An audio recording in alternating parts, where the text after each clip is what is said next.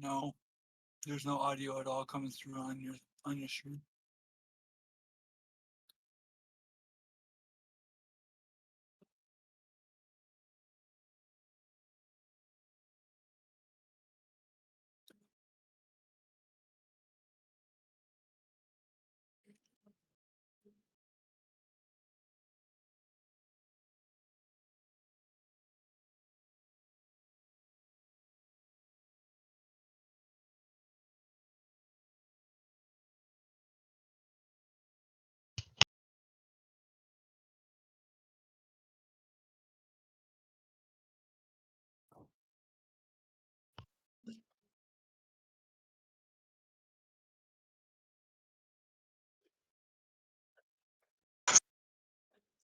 Do, re, It wasn't mi, showing fa. up.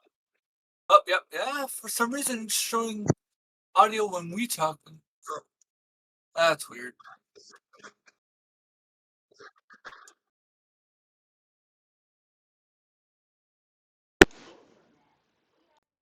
Oh, All right. Now you can hear me, probably, and you can hear them. Right? Yay! I figured it out. All right. yay! There we go. Hopefully that gave our new player some time to get settled. Okay. See you guys over there. Perfect.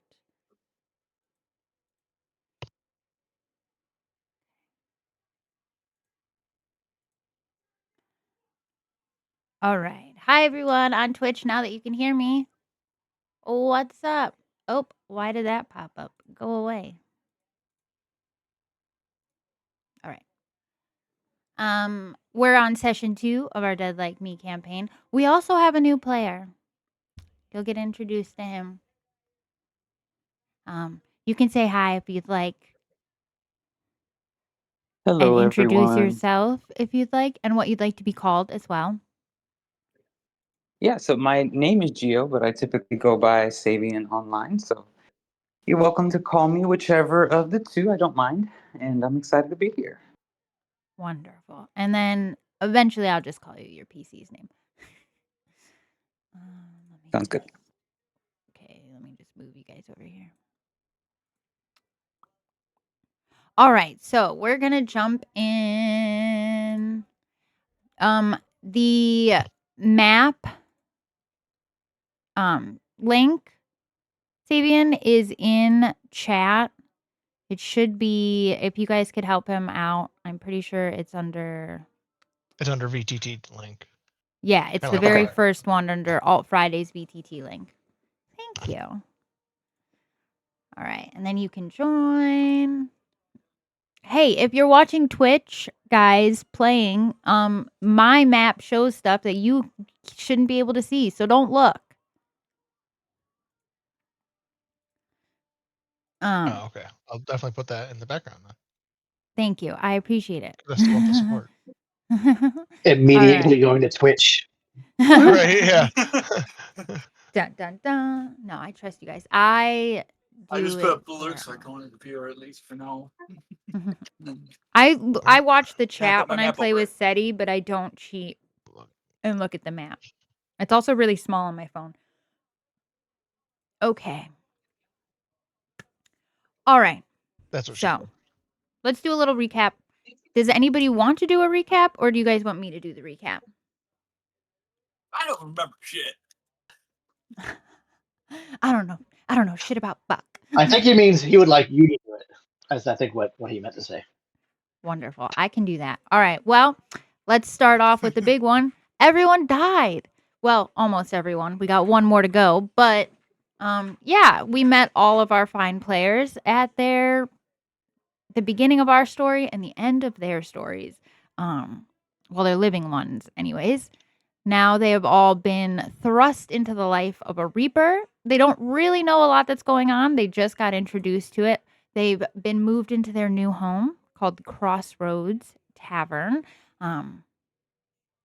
It kind of suits your taste. As adventurers and sort of people, you have private rooms that are designed specifically to your liking. And you kind of just got a feel for being dead. You don't really know what's going on, but we'll get there.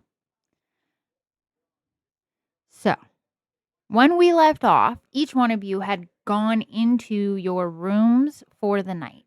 And you'd found when you went in there that each one of your rooms was catered to your specific liking. Almost like some force designed it specifically to make you happy, even though you're dead. And it brings a little forced comfort to one Forge Father rune, but it does bring comfort to you in an odd sense. It brings comfort to all of you. It's kind of designed that way. The more you're there, the more you feel like this place is designed to make you feel at home and No safe. comfort. Zero comfort. I just picture Forge Father sleeping on the floor next to the very comfortable bed that's been provided for him. Defiantly uncomfortable, absolutely. Just out of sheer spite. All right, so as you wake up, how are you all feeling? Like, what does it feel like to wake up dead for the first time?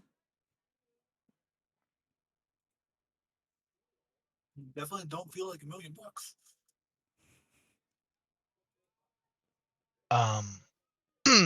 Pugnut would, first thing he would do is he would look over and he would talk to Moss, and he'd be like, "Good morning, Moss. You sleep well?" I'm still working on my Bronx accent, so don't judge me, okay? I'm gonna try my You're all best. fine. But he's gonna be Yeah. like, he's gonna be like, They're judgingly. "Morning, pal. It's been a crazy couple of days, hasn't it? Well, a day, I guess? I don't even know anymore." Yeah, that was something different. I did not plan on pretty much being hired to do the same exact thing in death, but so here we are. There's kind of like a sick irony there, isn't it? Like, a little bit, isn't it? But you know what? As long as I got you here by my side, buddy. We're good to go. Yep, for sure. You want to jump up? And he'll hop up into your arms and like nestle in. Yeah. Um, He does this. We got this thing where he jumps up and I just put my hand out and like he just like lays flat and like I catch him behind the, like, so his front paws over my hand and then the back two paws are on the other side of my hand, and I just catch him and throw him in, like, I have a little pouch maybe for him, always and always then I nice. just continue on out of my room. Always nice to lay down after a couple of hops, you know? Yeah, bud, I gotcha. I gotcha. With the one bad leg, it hurts. You know, that's what you got me here for. The only I thing I care guess. about, Moss. You know that? Oh, that's good to know. Always and forever, I guess. That's what we're here for. Until death, do we continue on, I suppose?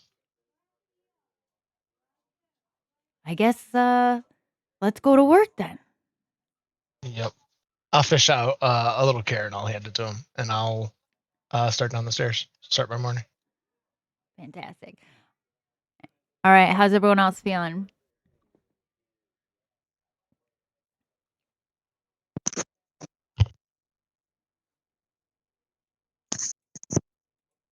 Well, I don't know anything yet, right? Like my character hasn't. I'll get to you in 1 second. Okay, I'm just making sure. Worry not. I have not forgotten you. You're just wait 1 second for me. I'm talking about the guys that know what's going on. Perfect. me I will one wait as long second. as you need. So Pooh, what does that leave So, me? That leaves me. The Tinker. Forge Father would. Get up from the floor. Can you hear me? Yes, I can. Okay, cool. So Forge Father would, be pretty distraught that his god has essentially turned his back on him, or at least that's how he felt, till he discovered the stone. And before he would go downstairs to uh, begin whatever this process is going to be, um, he would fill a pouch on his belt with some of the ash from that were left over from the forge from when he was working with the stone, and then he would head downstairs. As you're getting that small part of ash and you're putting it in your pouch, you notice just a little bit of it in a very odd way sort of comes out of the pouch and floats off and lands specifically like aiming for the rock that you got. And it just like puts a fine layer of ash over the rock. And you get a sense that you haven't been abandoned. Not comfortable with it, but I accept this as truth. As long as you folded your blanket up off the floor, your housekeeper will Who be uses blankets? happy. That's too comfortable. You're Just right. there at just laying on the floor next to the rug and next to the bed, just utterly uncomfortable. That's great. All right. Let's see. Tinker or Orem? What are you guys up to? Orm has been trying out the room all night. Well, after he woke up, changing things, shifting things, seeing what he can get away with, seeing what he can't get away with. As you're pushing the limits of what you can do in this space, you find you can do quite a bit. There are some limits. You can't quite. You can slightly change the size of the room, but you can't make it an infinite space no matter how hard you try. There are limits to how much you can stuff in the room overall. But you do notice that you can change things out, sort of. If you want a different tool or a different station setup, you can kind of think about it and it'll change. And you also notice that with your room too. Almost anything you think of, if you wanted to change the color of your comforter or anything like that, you could with just a thought.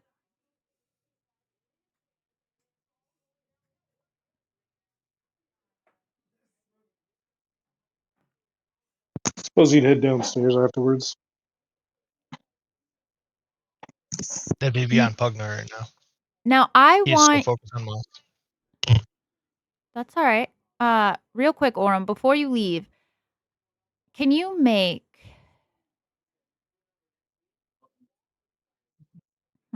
an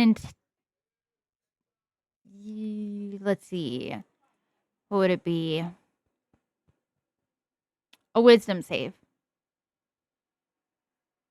Or a A wisdom wisdom check. save? A wisdom check. Oh,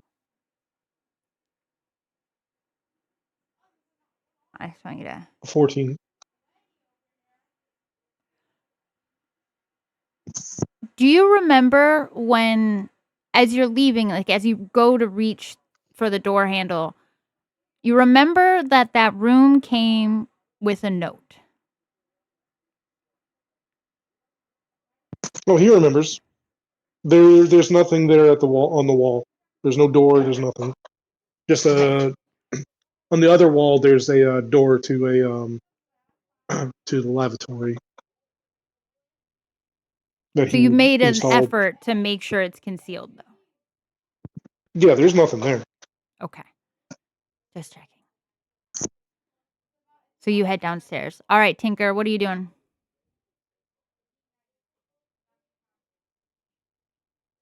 He just lays there, reading what's happening, trying to figure out what's happening. Just completely befuddled that he was not immediately in the presence of Bahamut. and just completely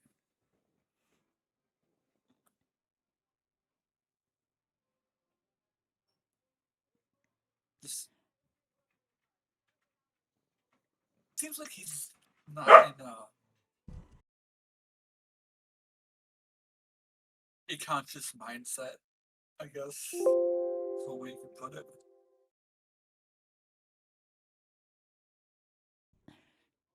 Would you say that in a way that Tinker is mourning his life? He's going through his own stage of mourning. Yeah, you could put it that way.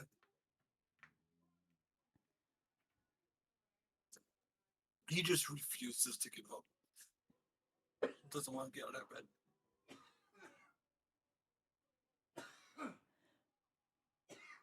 Does Tinker grab any tools or focus on anything? Tinker has that small little coin that he made yesterday when he was in his room before bed. Do you leave it, or is that with you? He'll put it in his pocket before he walks out the door. He finally mutters himself, might as well get up. Gets up, puts the coin in his pocket, and just walks out. As soon as you pick up the token and you touch it, you get a sense, like a feeling washes over you just from that exact point of contact, as if you're doing what's right. Like it's a sense of unending rightness. Tinker knows he's where he's supposed to be, doing what he's supposed to be doing. Even though he doesn't know what he's doing. Yeah, just that feeling of, I wouldn't necessarily say satisfaction or fulfillment, but a feeling of, like I said, feeling it's right for some reason. Just it calms him and kind of perks him up as he gets ready to head out the door.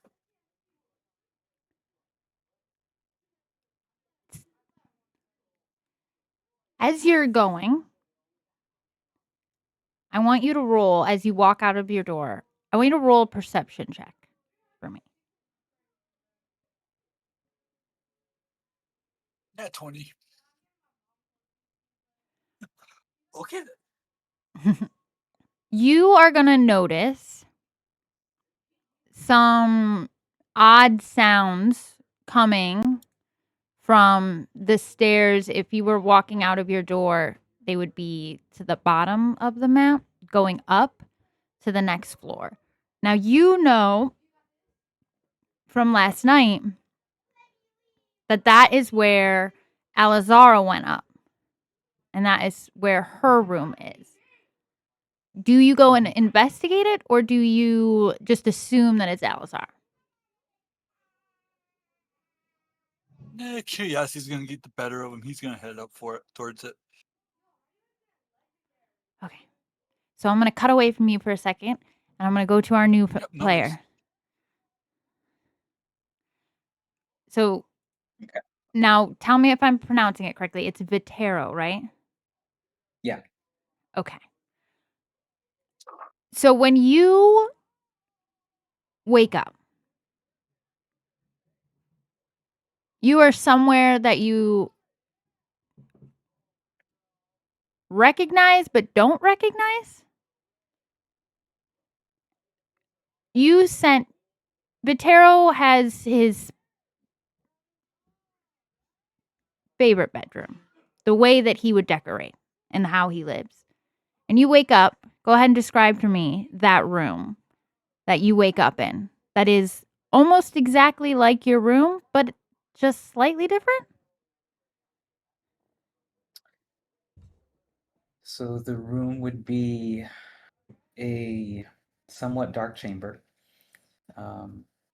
almost as though we're resembling a level of a tower that you were ascending, like the flat of a tower that had some hanging lights hanging lanterns that were red and purple in color, and they shed like a crescent moon, a shadow on the ground as they kind of move and hang there. Underneath them is just an abundance of pillows that differ in size, um, and darkness along the edges of the room, um, with a view that looks out Why? into whatever is beyond this. Um, yeah, that would be the room. So, like I said, when you open your eyes, you have an odd sense of like, well, this is home. This is pretty normal.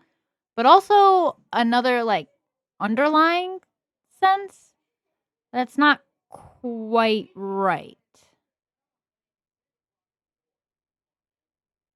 And then all of the sudden, out of nowhere, everything sort of hits you. You flash back to moments ago.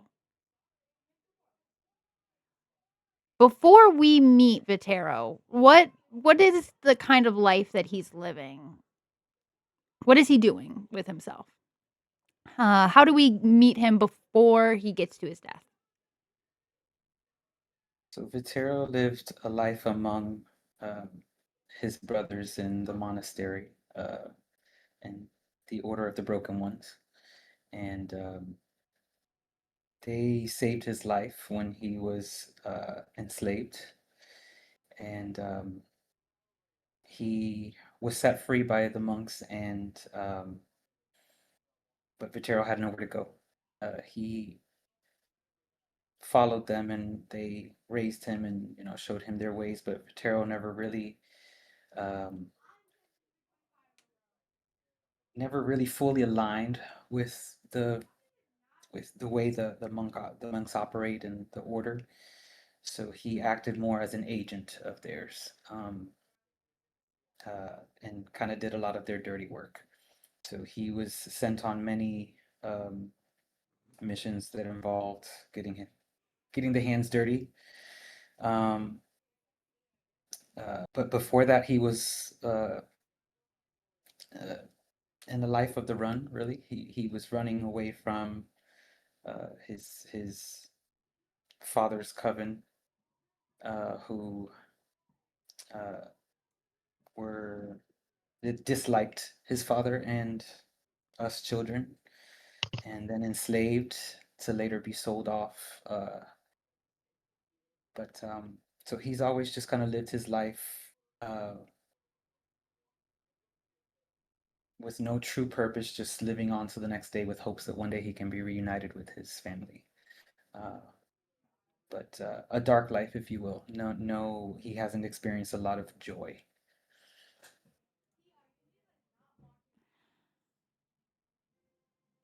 Now,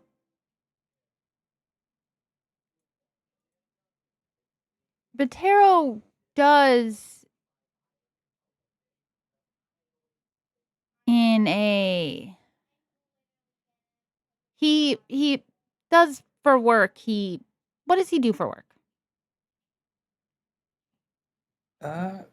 He serves the monastery, and so he will receive orders from them when something is needing to be done, but he doesn't really work much for compensation, more so just the roof over his head and to live his life amongst his brothers. Um, so he achieved in earnings in some cases here and there, but his work was more so to serve the monastery and the monks of the Broken One. So now, Vitero, leading up to his final days, he had been sent off, and he had left the monastery in spring, and he'd been gone. Yes. And when he returned, what did he find? So he left in search of his sister. He was having many vivid dreams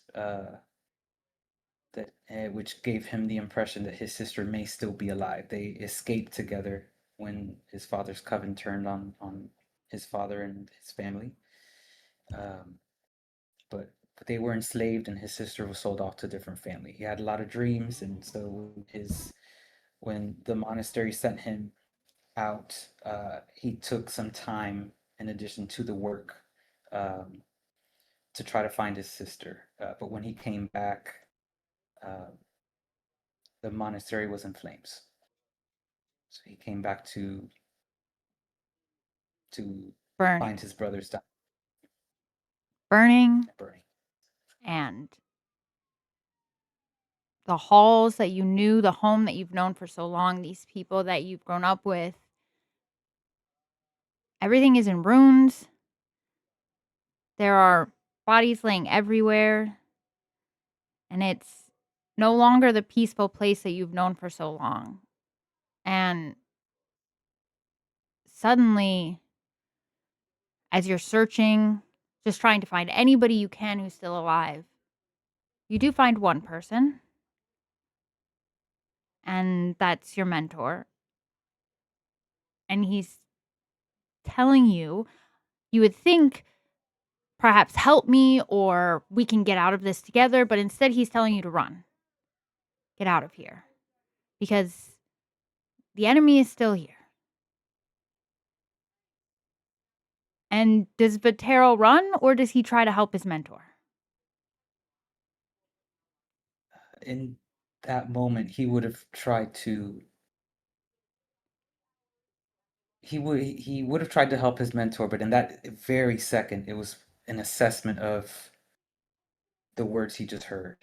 They're still here, so he would have been attempting to find where to either fight or help his mentor flee. So as you do that assessment, you don't see anyone around you. You see an opportunity to help your mentor. So you decide that's the path you'll take. I can do this. I can help him. We can get out of this together. And as you go in and you're doing the work, you're almost there. Suddenly, a rush of air and a sharp pain. And you have that moment, that still moment where you're not sure what happened. But when you look down, protruding from your chest is a very large, what you think is a club or a spear.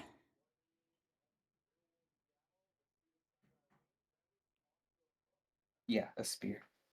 And you can't really comprehend it. Your brain knows it's there, but you don't feel it, right? It doesn't feel. It's almost like you can count the heartbeats.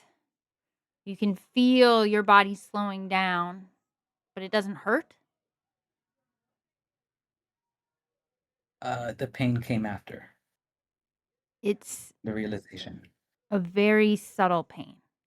Death isn't like you would expect. You feel the pain, but it's a dull ache compared to what you feel like it should be.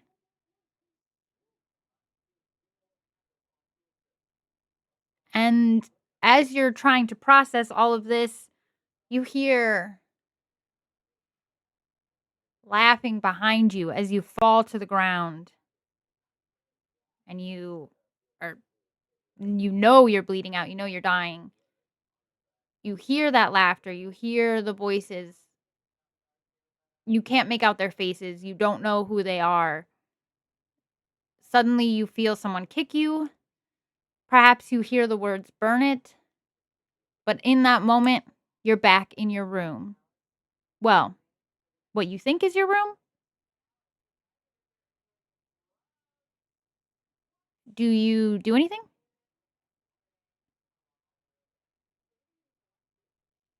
Yeah, I think in that moment I would have thought that I died or found death finally, um, only to realize that I'm sitting in this new place um, that looks like the room of in my dreams, but feels different. Um, and I think that I would look down and touch my chest where there should be a spear. Nothing. Not a wound, Yeah, not a scratch. Nothing. Perfectly healed. If you were to put your hand over your heart,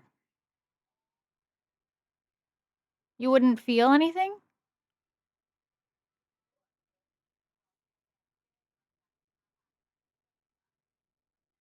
think he would stand up and probably like say aloud, like,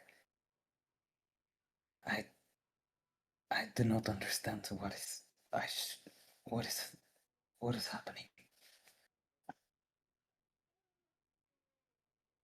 So I think, Tinker, as you're walking up the stairs, I think with that nat 20, you hear someone behind the door whispering. You don't hear exactly what they say, but you know that it's not a female voice. And you know in that room, when you went to bed, there was a woman in there.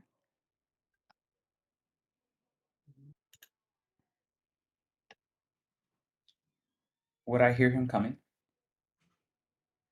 Roll a perception check.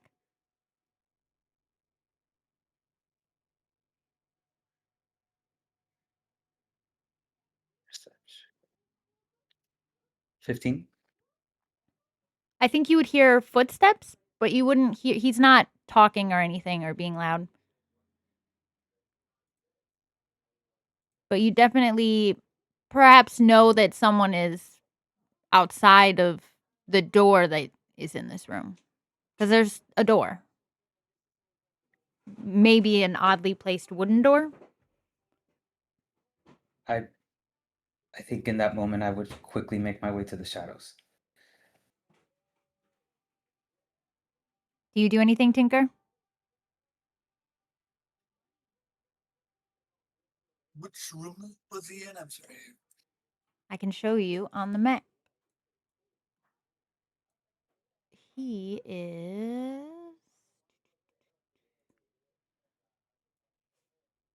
in this room. Oh, he's teeny tiny. Let me make him bigger. There we are. He's just a small little guy.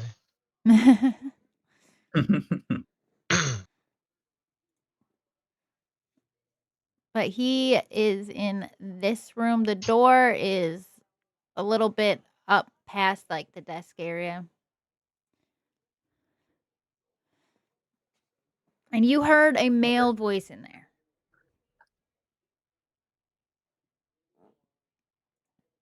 And they weren't asking for their sister.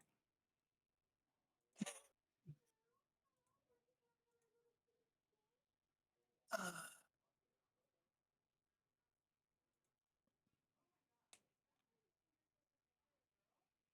I'm gonna gently knock and ask, is everything okay in there?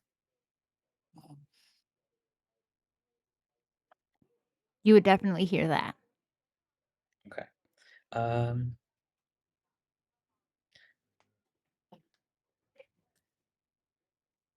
I even think I think I would stay hidden, but say, what is this place? Who are you?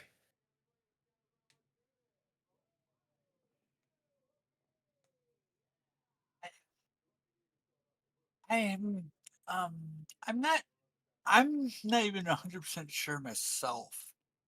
But what happened to Elizario? I do not know who you seek.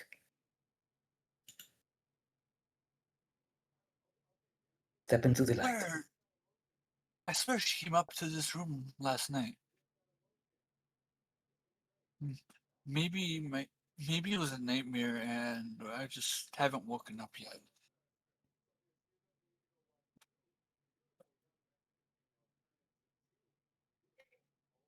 Is the door locked? No.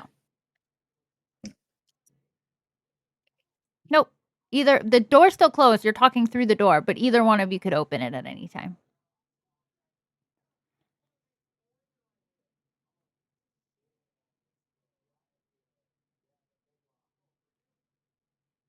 Step into the room. To whom do I speak?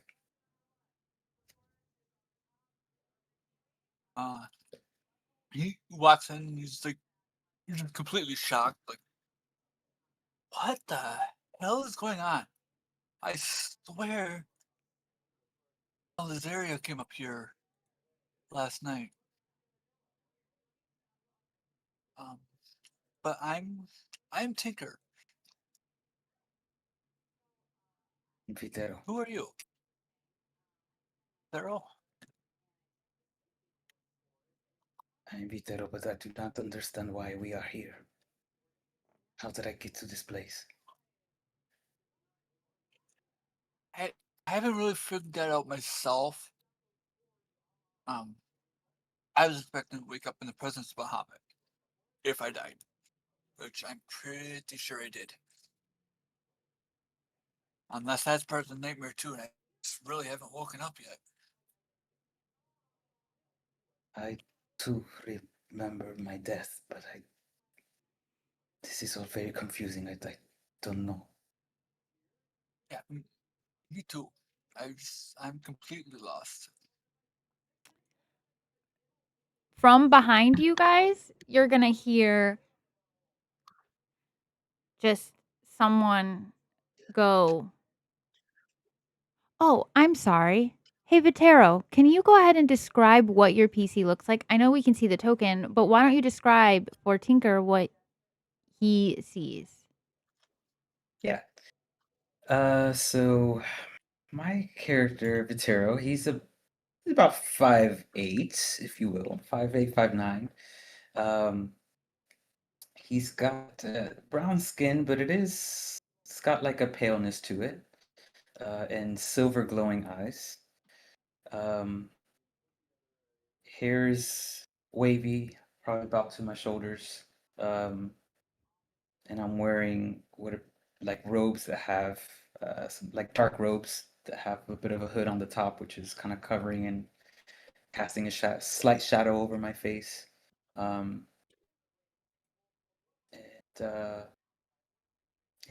slim guy, moves quick, stays in the shadows.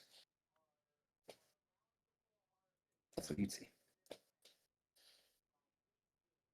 And then you can go ahead and describe yourself so he knows what you look like, Tinker. Oh.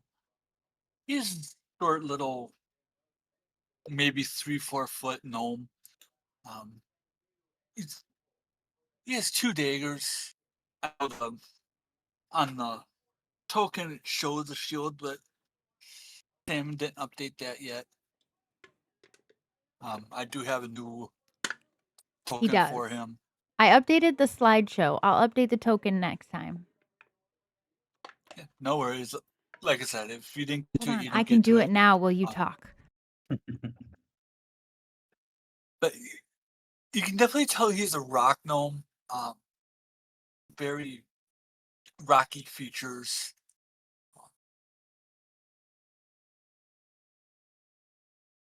Okay. Because he's unsure of where he is and his surroundings, he's holding on to his daggers, ready to defend himself if anything were to happen.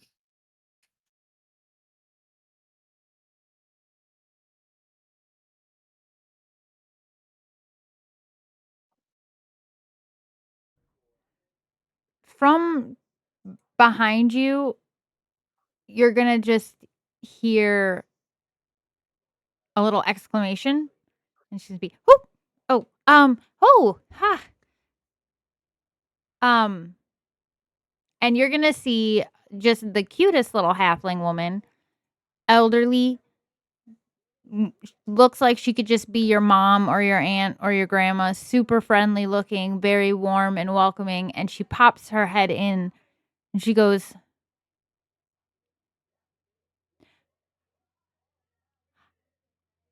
and she looks at Tinker and she goes, this is not the same person that was here yesterday, right?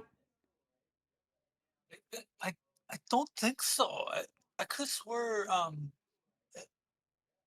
Alizera or whatever her name was up here. Yes. I Hold on I one have no second. idea. And she scurries off when she tells you to hold on, and she like goes into this room next to this, and you hear like shuffling and kind of things moving around, and then she comes back and she slams the door and she goes, "Huh. I've been doing this for a very long time. You're my 4th or 5th group of Reapers, and this has never happened before. Somebody pulled a switch, it looks like. They I don't know. They decided to put him here and send her somewhere else. I don't really. Hold on. And you'll see her come up and she'll walk right up to you, Vitero. She won't introduce herself or anything, and she'll just look at your chest and she'll like focus real hard. And if you were to look down, make a perception check for me.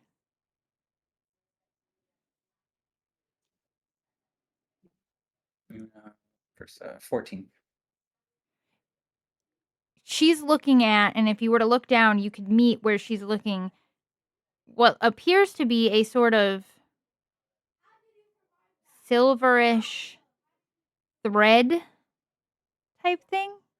If you were to try and reach and grab it, your hand would go right through it. But it comes sort of out of the center of your chest and goes out. And she's sort of looking at it. Well,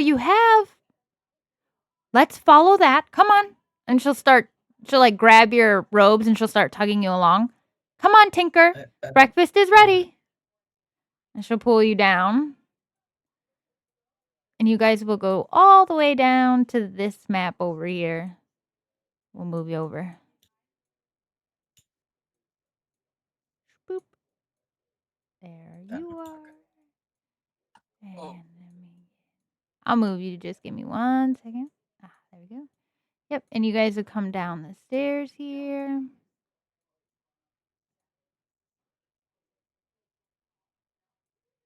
And you guys can move to where you'd like. Now, Vitero, you're going to see basically kind of a little tavern. It's got, a bar that you can sit at. It's got a nice fireplace, a table with a full breakfast laid out, and any meal you could think of just out there for you, specifically your favorite meal. And she'll pull you towards the table.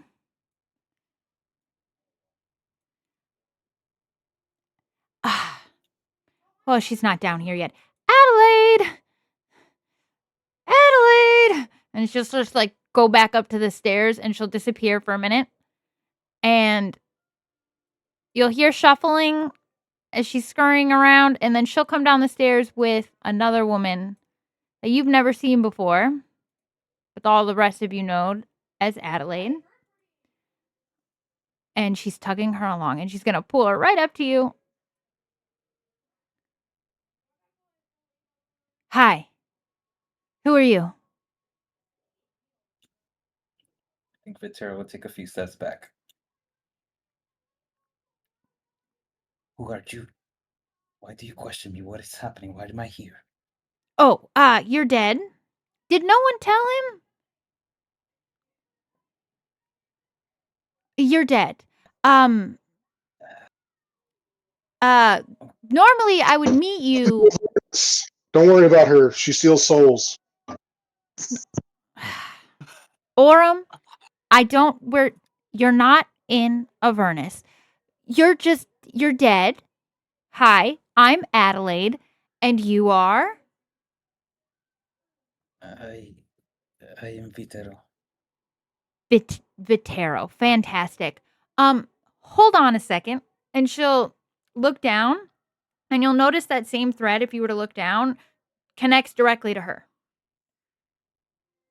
And if you were to look around, you'd notice that a thread for each one of the people around, specifically the 3 other gentlemen you haven't met and Tinker, who you have met, are all connected to her by this same silver thread. And she'll grab your thread and she'll start like kind of moving it through her fingers, doing something with it, and you're not exactly sure. Okay. Just a minute. Everybody, introduce yourselves to Vitero. Save me the time, please. Well, don't all jump up to talk at once. I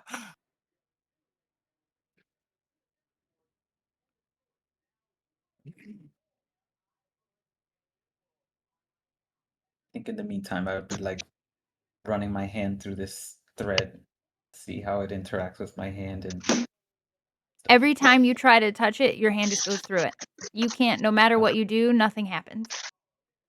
Only Well, she. I suppose I'll introduce myself as the master of the first level of Avernus is commanding. The name is Orm.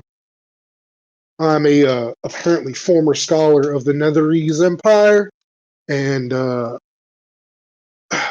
well, I like to cast spells and play with tinkering machines. Don't say my name. I'm sorry. That's it. Tinker someone was say my making. name? Did someone say my name? No, tinker. I tinker with machines. I'm what Okay. scholars call an artificer. Vitero would not let you. Artificer? And you're not in Avernus, no matter how many times you say it, Orem. Don't correct me. All right, that is a pet peeve of mine. I'm an artificer. Fine. Artificer it is. Still not in Avernus. Thank you, Demon Lord.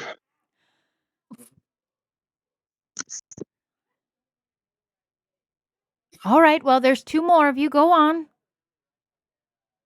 Rune would stand up and walk over and say, I am Father the Forge Rune, and I don't know why we've been brought here. It's just nonsense. Can't get a straight answer out of these people. And I just brush past and sit down. It's fairly straightforward. You are dead. I don't. How much? All right, one more.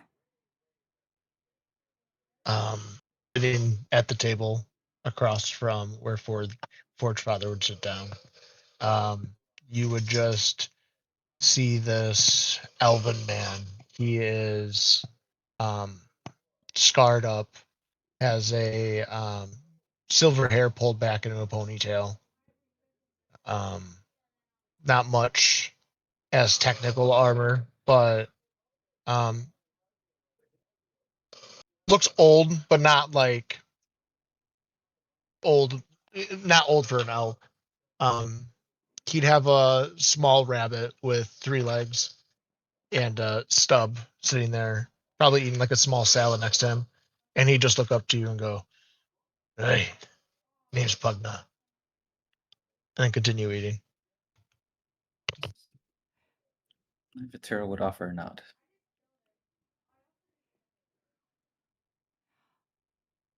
Ever the chatty bunch. You know, that might work out in our favor later. To answer the most basic of your questions, you are dead. You died. Like I said, normally I would meet you there, and kind of explain this whole thing there, but somebody, well, it looks like somebody fucked up. I don't know. I just get the names and I then tell the reapers who to reap. Well, it's a little more complicated than that, but honestly, someone assigned you to me and I don't know. But you're here now. We're just going to run with it. Okay? So, you're dead. You are now a Reaper. Everybody listen up. I am going to explain this only a couple more times. Okay? Everyone is dead. Me included. I'm dead. Galfira is dead. The drunk, snoring man in the chair is dead. And you are all dead. And now you are Reapers.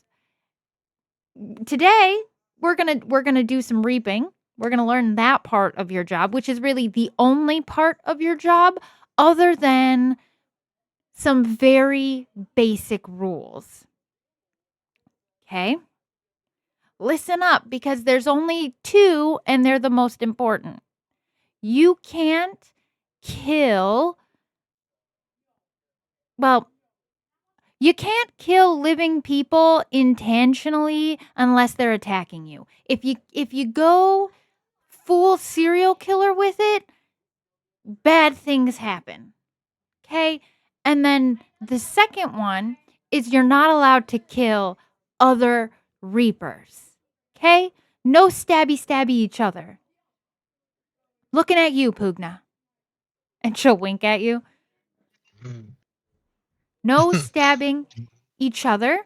Also, very bad things happen to you when you kill a reaper. Okay? Got it? We avoid killing the living unless we're reaping them. I mean, you really don't do the killing there either. And then we don't kill each other. All right? And she'll just look What happens around. if we try to kill each other? We get Aye. turned into Reapers? No. I think something worse. It's not.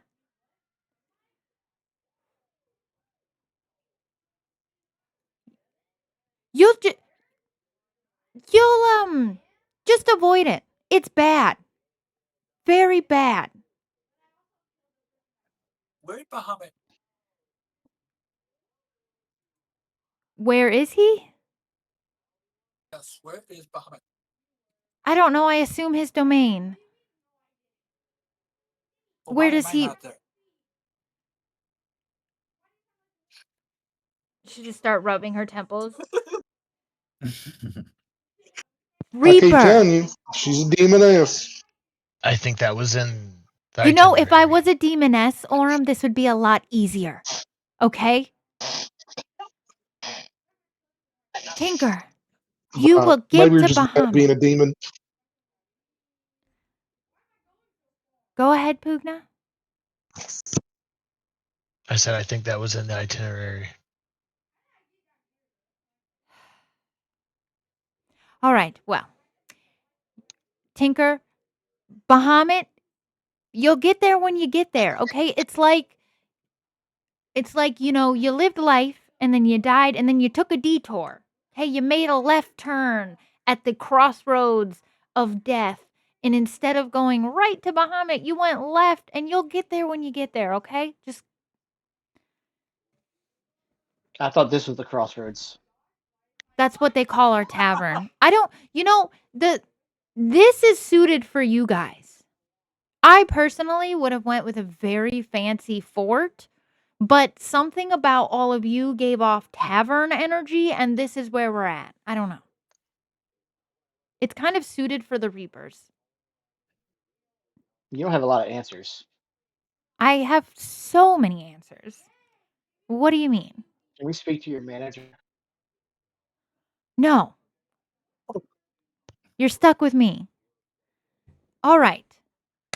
And she'll walk I thought you filed a over. complaint. Excuse me, sir. Yeah, complain to the wall. Hi. Callum? And she'll start like clapping by his head. Hi. I need you to get these guys out of here before I break my own rules. All right. Somebody, can you find a bucket of water, Galfira, please? We need to get this. Do any of you know how to wake up a very drunk man? Pugna's gonna run over, or not run over, but he'll stand up, annoyed. He'll grab Callum and he'll pick him up, and then like drop him. But like pick him up and then just kind of like maybe about 2 or 3 feet off of the seat, and then drop him. Try to like shock. Do him, that like startle awake thing. Ah, Yeah, gee. essentially. Yeah. He's just laying on the ground now, like, ah. You know, isn't death supposed to be freaking peaceful? I'm gonna pick him up again and then just try to set him on his feet. Don't do that. Okay. Time to go. I've got things to do. Tinker just hollers over. Be careful when you do that. Drunk people don't like to be woke up like that very well. He's supposed to train us. I don't think we have anything to worry about. Yeah, no, Pugna's Dude, right. Cal. Throw him against the wall or shake him real hard if you have to. We got to get him up. I'll come at him again. I'm not going to pick him up, but I will come at him again like I'm going to. All right, I'm up. I'm up. I'm up. Gosh. Pushy. I suppose if we're dead, I suppose the rules are a little bit different here, I guess, are they? Wonderful to see you getting there, Tinker. I love to see it. All right, guys. Okay, gather round. Gather round. Everyone, Adeline. Oh, gather round me, Adelaide. Now, everyone, you are about to exit the crossroads and you're about to go about your business of Wait reaping. a minute. You said if we walked out that door, we'd wind up back in here, though. You're not going to walk out of the door. You know, I would get stuck in an afterlife full of people who want a roadmap to like the answers to everything. Just patience, Tinker. We're going to get there, okay? I'll explain in a moment. So, what was I saying? Oh, reaps. You're about to get your first reaps. Where is everyone? Why is everyone choosing today to be late? I think you all just want to see me go crazy in the afterlife. It's fine. It's fine. Who's late? Hexel, your bookkeeper, the man who gives us the list. Point the way. Hold on. Gelfier, can you just Yes. And she just runs up the stairs and she comes back down in just a few minutes with Hexel. Why does everyone come in so tiny? And he comes plopping down the stairs with a stack of parchment in his hands. And he goes around and he hands each one of you just a little piece of parchment with a name on it. It's a first and last name and a description of the person. A very basic description, like human, brown hair, brown eyes, etc. And he just kind of like shoves them into each one of your hands. You don't really understand how he knows who gets what name, but he gives you all them with a purpose. And he doesn't Go ahead. I was gonna say Pugno would look at the name, grab it, and crumple it up and put it in his pocket. Pugna dear, Yes. that is your job. We don't crumple up our job. Yeah? It's in safekeeping. I'll tap it twice. Rune wouldn't even look at It's- his. He would just take it and toss it onto the table. I wonder if I can make Mirthroot appear in my room. You know, like they can do it. Do you think it's fine. All right. Don't lose that little piece of paper. That is your lifeline to the crossroads and back, okay? Don't lose it. from now until the moment you walk back in the door of this tavern. Does everyone understand that? What if we lose Understood. it? What was the question? What if we do lose it? You might get lost. I should reasonably be able to get you back, but you might get left behind for a little bit. Well, everyone else gets back. Like I said, that is your ticket, okay? In and out the door, right? You can't leave this place without one of those. You can't come back to this place without one of those. I'm pretty sure it has to be yours, but that might not be necessarily true. So just make sure you always have one of those little name cards. Everyone, After hearing that we need it, I would pick mine back up. What would the I name don't- on Pugnas be? I'm very proud of that decision, Rune. Just know, I'm proud of you. Orem, are you good? Yes, ma'am. Do you have your name? I mean, I never looked at it, but yeah, I got the little passport back to first level of Avernus. Sure. Let's go with it. Okay, I so think that That time, that time, you at least admit it. if it does it make you feel better, or I don't understand. What's the it's fine. Anyway, everyone has their notes. Okay. Now, when you are out there, when you walk out the door, you are in the living world. You are amongst those mortal beings which you are no longer a part of. They will notice you. Yeah, they'll notice you. They might not know it's you. So don't, go running up to any long lost loves. It's not going to work. But they do know you're there. No one will know that you are a Reaper.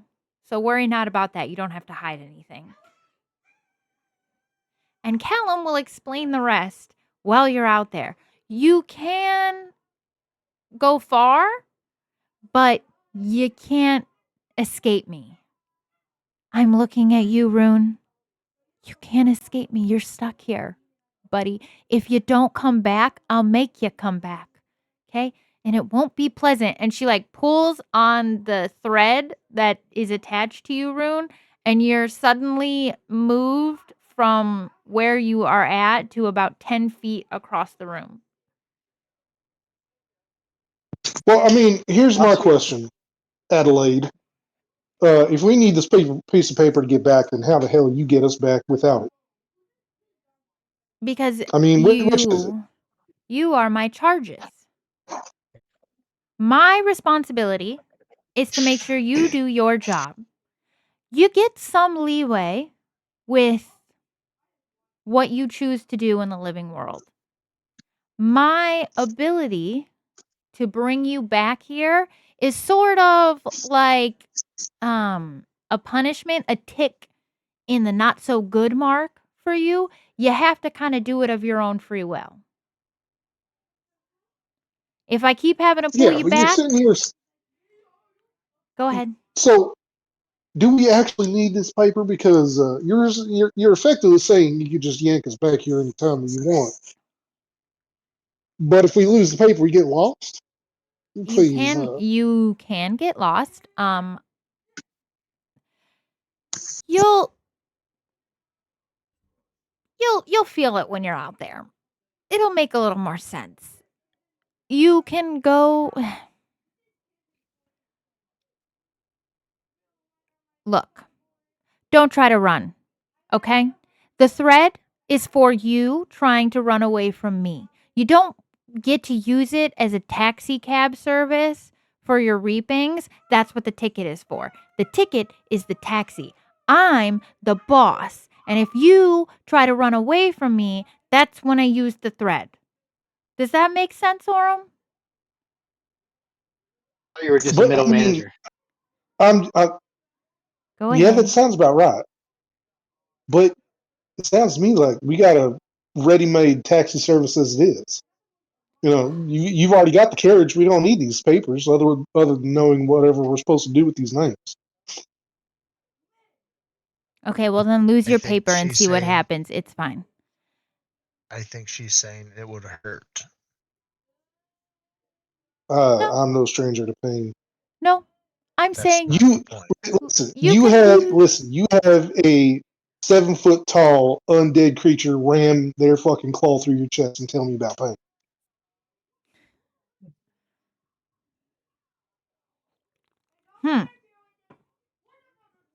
we're gonna avoid comparing deaths. It sucks for everyone.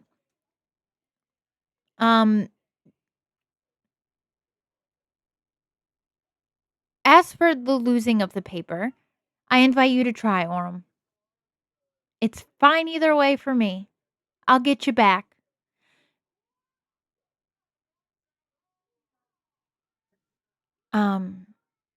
As for the rest of you, if you want to lose your papers, you can. I'm That's just trying not to the help you point. out.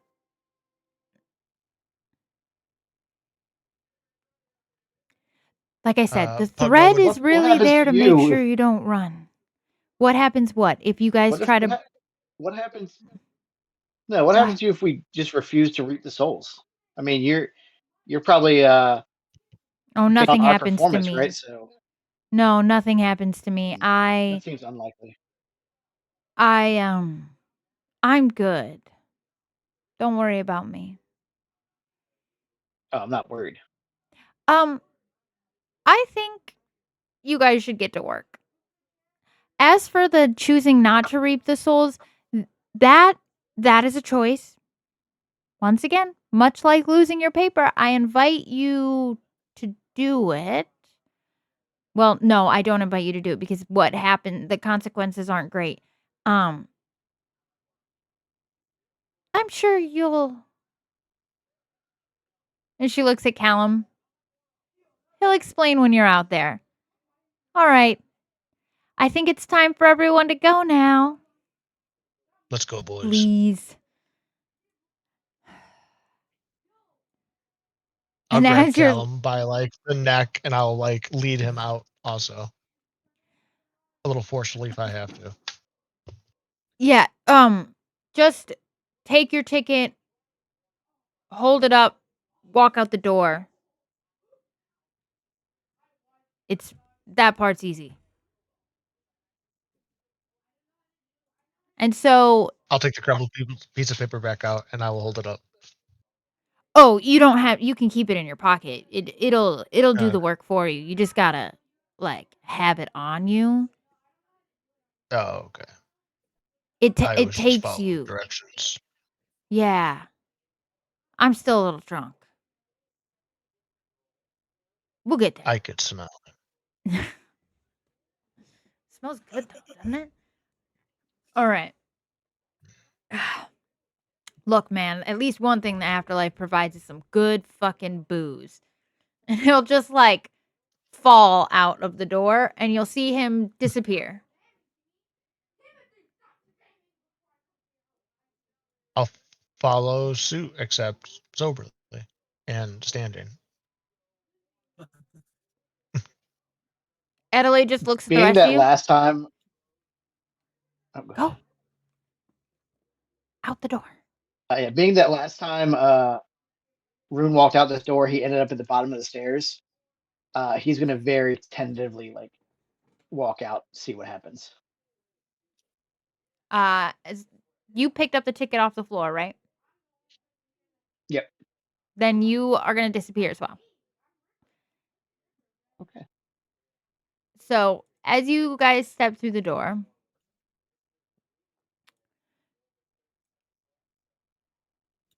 let me get your tokens here.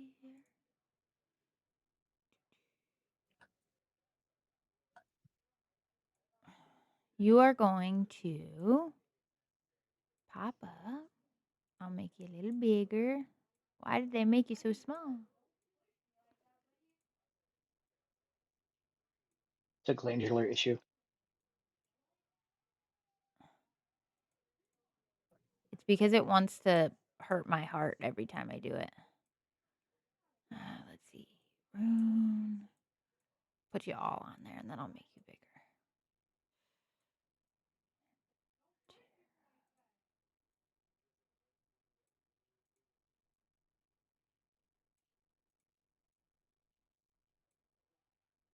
And then the one time I put this guy on, he was huge. Why is he giant? Why does this happen? Hey, buddy. Hey. Why Yeah. can't I make him small? Attention whore. I know, god damn it. Oh, look, thank you. Who did that? I got you. Thanks. Couldn't get it. He's still a big boy. Great, Yeah, he's he's- large. But he's less big giant. boy. There we go. I made him a little smaller. I just couldn't get my mousey thing to like click on the side. Okay, so you guys pop up 1, 2, 3, 4, 5. All right, you guys pop up in a market. It's just a typical market in Faerun. Could be anywhere. You don't really. Doesn't really matter to you. You just kind of notice people milling about in this marketplace as people do shopping. And as you pop up there, it's almost like if like no one notices it, but you guys, if you were to look at like one of your friends coming through, it's almost as if they just stepped out of open space. There's no door or anything. It's not like Dimension Door where there's like a physical appearance or anything like that. It's not like Misty Step where there's mist or anything like that. It is almost just like they step out of space and are suddenly there. But you would notice even in a crowded market, not a single person is jarred by that or notices that it happens. And suddenly, like I said, you just found yourself sitting in this market. And Callum will turn around. All right. Names. Hit me with them. And go ahead and for this Pugna. one. The name's on your list, dudes. Once hold on. And he'll like here. Give me your paper. I'll give him back. I would And show he it like to him. waves. I wouldn't give it to him. Oh, okay. Here. That's fair. Hold on to that. Right. Okay. So you got Duncan. Gotcha. Okay. Duncan, you say. Gotcha. Who are you? Who do you got? And he's looking at Botero. And like do you show him your paper? Yeah, I give it to him. Okay. All right. And Tinker. What does your paper say? Let me see it. He hands it over as fast as he can, gets rid of it. Oh, man, you're gonna have to take it back. Sir Holden. Fantastic. Okay. All right. Okay. So on there, I'm gonna post in the chat these names and who has each one. Okay. Just so you guys know.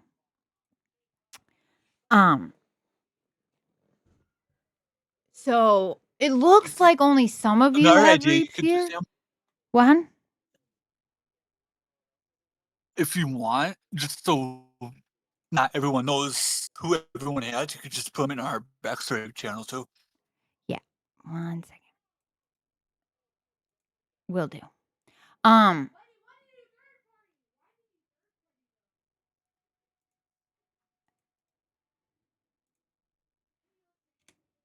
So, as you guys are looking around this market and looking at your list, and Callum is like poking around at your list and everything, Be like, all right, it's pretty easy actually to kind of figure this out. All right, so like you get the name on the list, and then you just kind of gotta find the person. That's the hardest part, really. Um, Tinker, who did I told you Sir Duncan, right? Give me 1 second. I'm sorry. I was Duncan. Oh, right. That was Pugna. Sorry. Pugna runs on Duncan. Duncan, Thank you. Forge Father. Who had Sir Holden? I'm just going to give you guys names. They might change Cool. because I'm not going back. What would it only say the name on the piece of paper, Yeah, it's going to say or would it also give? a very small description. These ones are a little funky because I'm still trying to figure out the logistics of it. Oh, I thought I hit enter. Would Pugna be able to do a? Yes, I you'd was be going to do able. a perception check as soon as we walk in, but can I do an investigation check now that I'm Yes. asking? Yes. So what it would Okay. have on it is a name, usually like a small description, or it would say something that would kind of give away like where they're at. Yeah. If that makes sense. Mhm. Now, some of you are going to notice that your name might not be in this location. Because you guys are going to be moving around. Yeah. So, I just got one more and I'll be right back with you. Go ahead and you can make your investigation check. Okay. That is a natural 20 with the +0, so natural 20. Nice. That's a nice. Okay. That's a nice roll. And that's Pugna doing that one? Correct. Looking for Duncan. That is All right, specifically what so I'm looking for. I'm looking for an old man.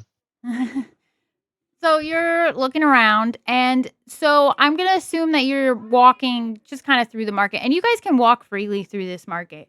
Correct. Yeah. You would notice if you interacted with anybody as you're walking through the market, you would notice that it's almost like you're unreasonably forgetful. Like forgettable. I'm sorry. Unreasonably forgettable. If Gotcha. you were to talk to somebody and walk away from them and then go back and try to talk to them again, they would not recognize you, even though they literally just spoke to you. Gotcha. It's like as soon as you walk away, they have no recollection of you. They wouldn't be able to describe you to anyone. They would not have known they met you. It's kind of jarring. As undescript as we could be. Yes. It's kind of jarring because like I said, you could literally talk to someone, walk away and then come back and it's like they've never seen you before in their life. And so as Pugna is looking around, he's going to get over here. He's going to see this older man hanging out specifically by the ale area, the wine cellar and the ale cellar, and you can tell this man has been worn down by years and years of drinking. And on your note, it says, a heavy drinker. You kind of get the feeling Yes, it does. that this is the man you're looking for. In Yeah. fact, with that nat 20, this is the man you're looking for. I will look at him and I'll say, Duncan. I I think it's time for you to come with me. As you say that, Callum will run up behind you and be like, "Whoa, there, tiger! Not how we do that." And he'll grab you by the shoulders and like pull you away. Okay. And he'll pull you over here, and he'll be like, "Okay, you don't even have to talk to him. Come again. Okay, so this is what you do. As kind of everyone, come over here real quick, okay?" And he'll like wave you all over to him. So in order to reap a soul, you just gotta touch him. So Pugna, Understood. go up there and don't attack him or be weird about it, man. Just like go up and brush his shoulder or something. I will be understood. Pugna will walk away. He will pat him twice on the like right on the I guess like right on the shoulder area, and I'll pick up an ale and I'll say cheers. And I will let Duncan drink, and I'll walk back and I'll hand it to Callum. Make a perception check for me. Well, okay, it feels like I'm lying. Do you want me to start doing these on digitally? That's a 24 natural 20. Oh my goodness. Jeez. I'm not Are- kidding. Are Yeah. you using Jamie's dice per chance? No, I wish I was. I wish I could totally Um, shout those out. When I have one you- specifically picked out for Pugna. When you touch this man's shoulder, you see for a second just the strangest thing. You don't know what it is, but when you touch his shoulder, it's almost like a sort of black smoke or strange vapor comes off Okay. of him and absorbs into your hand. You don't feel anything, but you see it. And when you get back over to Callum, he'll go, "That's how you do it. Exactly right. All right. Does anybody else have a person around here?"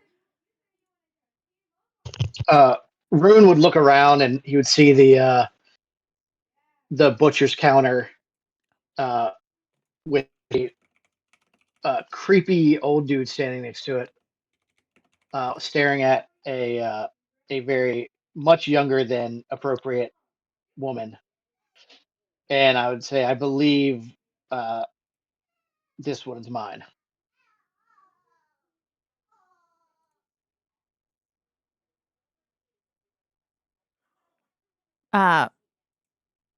Which woman did you walk up to? I'm sorry. Or person? Sorry, I would nod my head towards this guy. Holden, the guy at the butcher's counter. Okay. Yes. Yeah. So Callum would be like, "All right. You think that's your dude? Yes. Okay. Do what this one did. Pugna did. Go up there, touch him."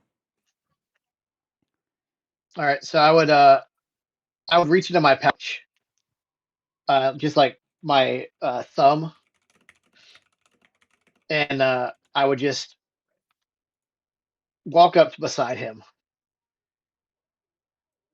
and just put my thumb to the side of his head and rub some of the ash on his head, and then walk away.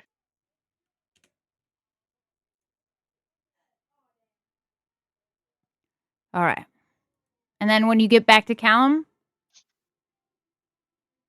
what did you rub something on that guy? All right, Yes, whatever, for the stone whatever. Stone father. Right. Whatever floats your boat. Anyone else? Anyone? Oh, it looks like Orem. And he'll like push through you guys. And, "Hey, is this you find your person?" You just see Orem reach out these almost imperceptible flames tinged with like a blue outline, coating his hand, and just touches her shoulder and then just walks away. Doesn't even say anything to anyone.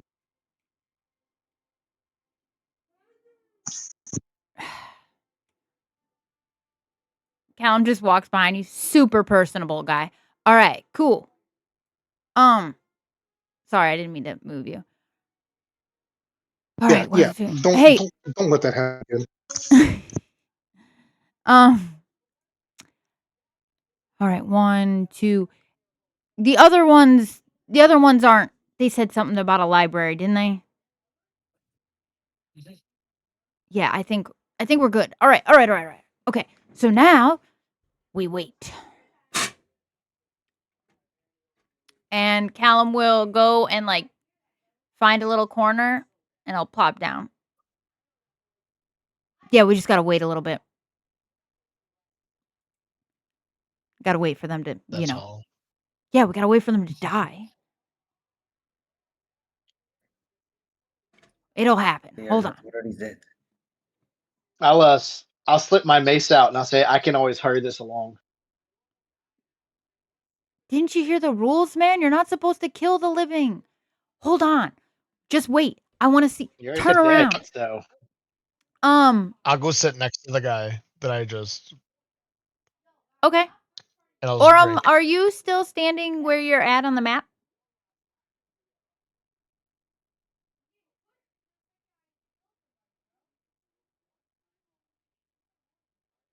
I don't know if you're muted.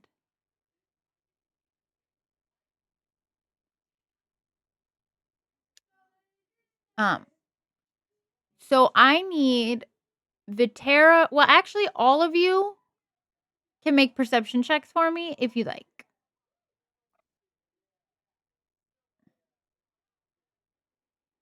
I got a 9. I got a Same. dirty 20. What'd you get, I got Aura? a dirty 9. 9, dirty 20. Pugna got the dirty 20. I got Yeah. Rune got a 23. 23. What'd you get, Tinker? I'm using my cheater dice. Dirty doesn't. Okay. So, Tinker, Pugna, and Rune all see something. And you have never in your entire existence seen one of these, and you have never heard of one. Hold on. Come here. And you just see behind the ale cart this. I'll move him out and make him big so you guys can all see him. One of these. He's very small. Probably a little bit smaller than the size of a goblin. Okay. He will notice you, but pay you no attention. He'll like stop. He'll pop out from behind the barrel of ale that he's currently sitting at, look at you, and like smirk, like in a super mischievous way. And Tinker and Rune, you can see this, but he's specifically looking at Pugna because he's the closest to him. And he pokes his head around and he smirks. And then you see he does something to the setup, the little ale cask there. Ooh. And then he runs Yeah, as soon back. as I see him, I would have. As soon as I see him, I would have grabbed for my great axe instinctively. But then, as I see him smirk, I just would have like nodded as he ran off. Yeah, I get ready to throw a dagger, and then I buzz smirk like maybe he's on our side. And slowly, calmly bring my dagger back down to my side. Does Rune do anything? Yeah, Rune would begin to cast Sacred Flame, just kind of holding it, seeing what happens, and if this weird, evil-looking creature got anywhere near him, he would unleash the Sacred Flame on him. So he doesn't pay you any attention. The little creepy creature. like you said, you kind of see him do something strange to like the little barrel and the cask and the setup of this wine station, and then he just darts off. And if you were to follow kind of where he would dart off to, you'd kind of see him in between these booths moving along this way. And then he would be back here. And then all of you Some fun would of this see relationship. a second one appear. And there would be two. And they would still be paying you no attention. They would go about and they would start, sitting there and going back and forth, and they're stealing like fish and vegetables and stuff off of this cart behind. And then all of a sudden, one of them grabs something that the other one wants, and they start fighting, and then they're going crazy. And then all of a sudden, a like cucumber flies off from these guys and hits something on the ale cart. And then all of a sudden, a chain reaction of events go off. And the ale cart explodes. And then it sends a knife from the butcher's station off, and it flies into the chest of the man standing in front of the butcher station. And sadly, the young mother was caught in the explosion. You would notice that she was able to push her kid kind of out of the way. And he's under the table, and he's all right. But mom did not make it, and she was hit by some shrapnel. And all of this will happen entirely because of those two little things you saw fighting. And a flying cucumber. And then you'll see them notice the damage, and then they'll just disappear. Ooh. I would look at Cal and be like, "What the hell is that?" Oh, did you see them? They're Yeah, I saw him. they're gravelings. That's what we call them. Mm.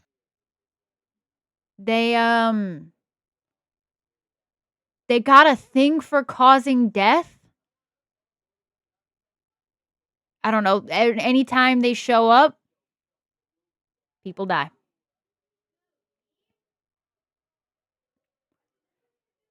How'd you all know they were going to be here for us to Noticed. reap these souls? I didn't. Hexel gets the list, and I've never really asked him where the list comes from. But I know they're gonna be there because they, like I said, they have a thing for death. They're like, we don't cause death. We just like get souls from A to B. Those things, they cause death. But what sets We're them on just- path? I believe we mark them. Really, in a way, what you did was pop their souls out of their bodies before they died. So, like, someone did the same thing to you. You wouldn't have noticed it, but they really like explosions fucking hurt. So someone, I mean, I guess nicely, decided to like pop the soul out before the dying actually happens.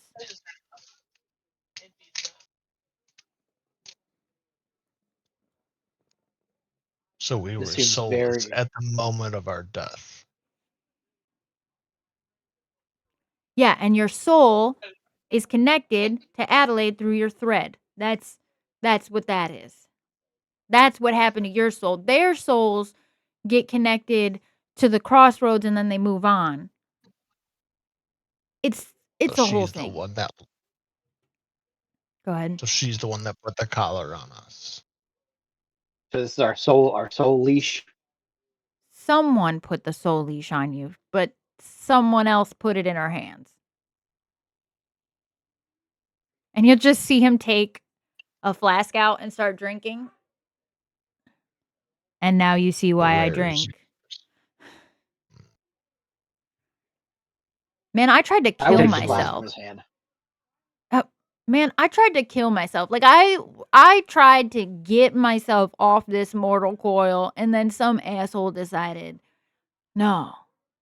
You get to do this for however long." Can I have my flask back? I would chuck it as far as I possibly could.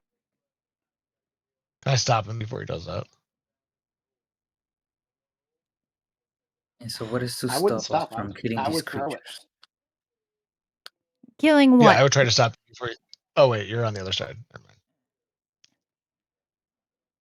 Callum just watches it and goes, "That's disappointing." Batero, Fetch. to answer your question, they're really harmless mainly. Like they don't you saw the cucumber is really what killed those people. They just pushed the cucumber along, so we don't really fuck with them. They're like part of the natural cycle. Are we also privy to their mistakes? You were standing right next to that explosion. Did it hurt?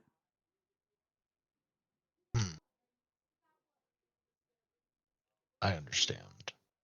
Go ahead, Pugna, and I want you to do an investigation check on yourself. Okay. Like I want you to look down at Ooh. your body and like investigate it. Ooh, okay. So my investigation with a +0 is a 9.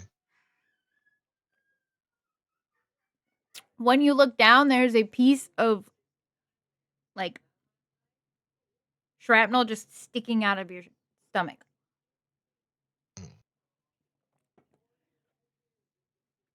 And you didn't I'm feel gonna it, pull it out. didn't notice it. And Nope. when you pull it out, there's no wound. It's just like instantly gone. This changes things. Yeah, things like that can't kill you. And those guys can't kill you.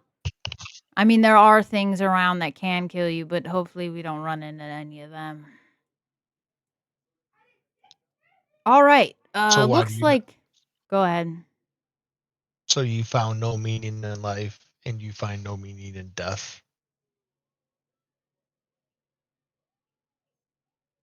No. That's a sad existence. Yeah.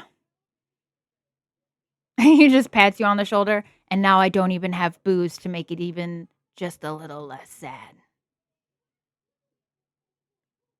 I'll bring him another pint. He just looks over at Forge Father Rune as he drinks it.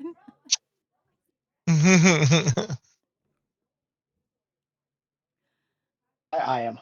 Well, I can do that. that's all, sad and tragic, but, what are we going to do? A Y'all man can of tell, action. like, you guys don't even need to inside check. Like, you can tell he is completely unbothered by this. A man of action. I like it. All right. So, who's got cards left? That should be like 2 of you, right? My name remains. Right. You got a whole like dark and mysterious thing going on, man. I like it. Who else has got a name left? It's just a phase.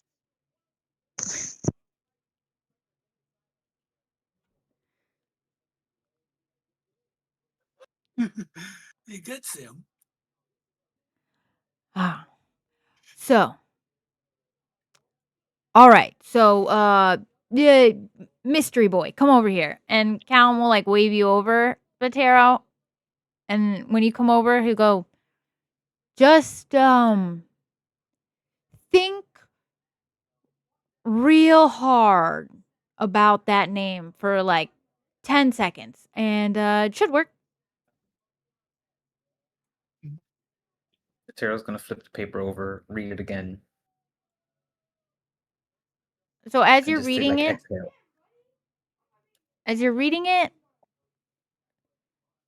you're gonna feel a tug, almost like not the same thing as from like that string. It doesn't come from that. It's almost like a tug to the side, like someone pushes you off to the side a little bit, and you will pop up in a whole different place.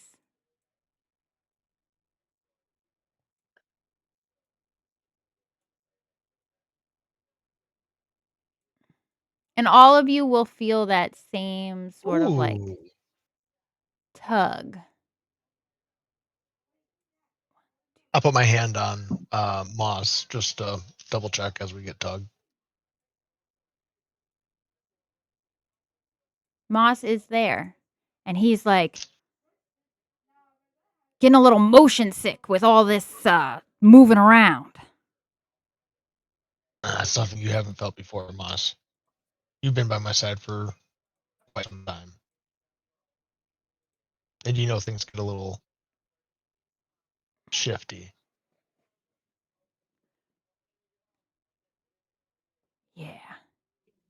Yeah. Reaping now. Would the rest of the party? Yeah, they can hear him.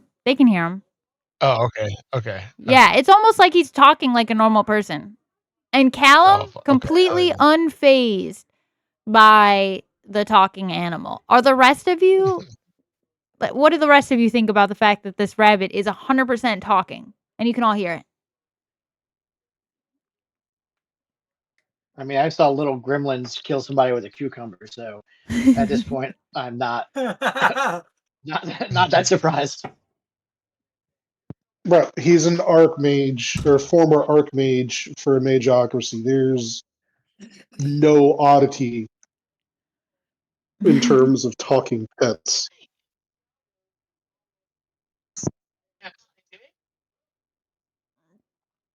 He could just kind of that's his direction. Hey man, what's up? You're like real small.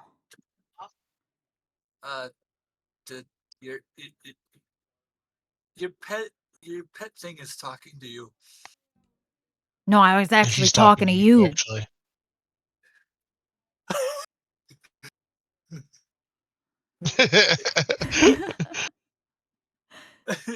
Just, by this, he just like, and he just shakes his head and walks away.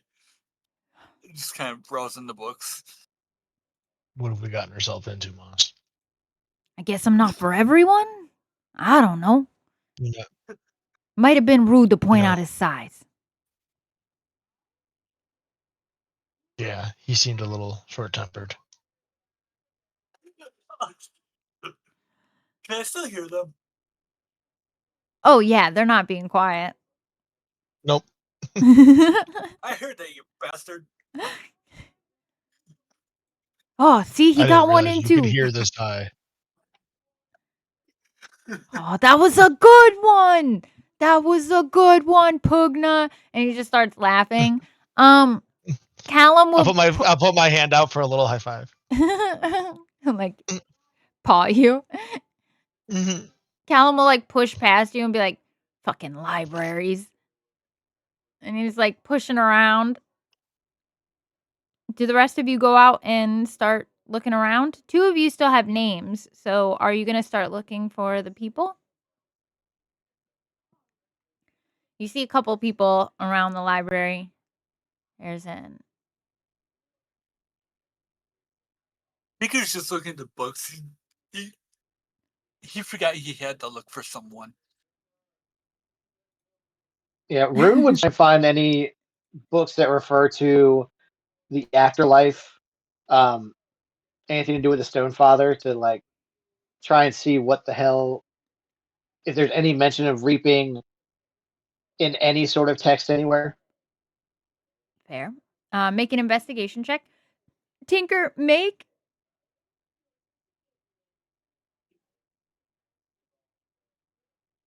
an intelligence check for me. And then Rune make an investigation. Orim, what are you 11. doing? You really want an investigation check from me? Yes. Orm's That's a just 9. chilling. Just chilling. Does he go and look at any books? Is he trying to investigate anything, or is he just hanging out? He's just kind of looking at the books. He's not actually really interested. Okay.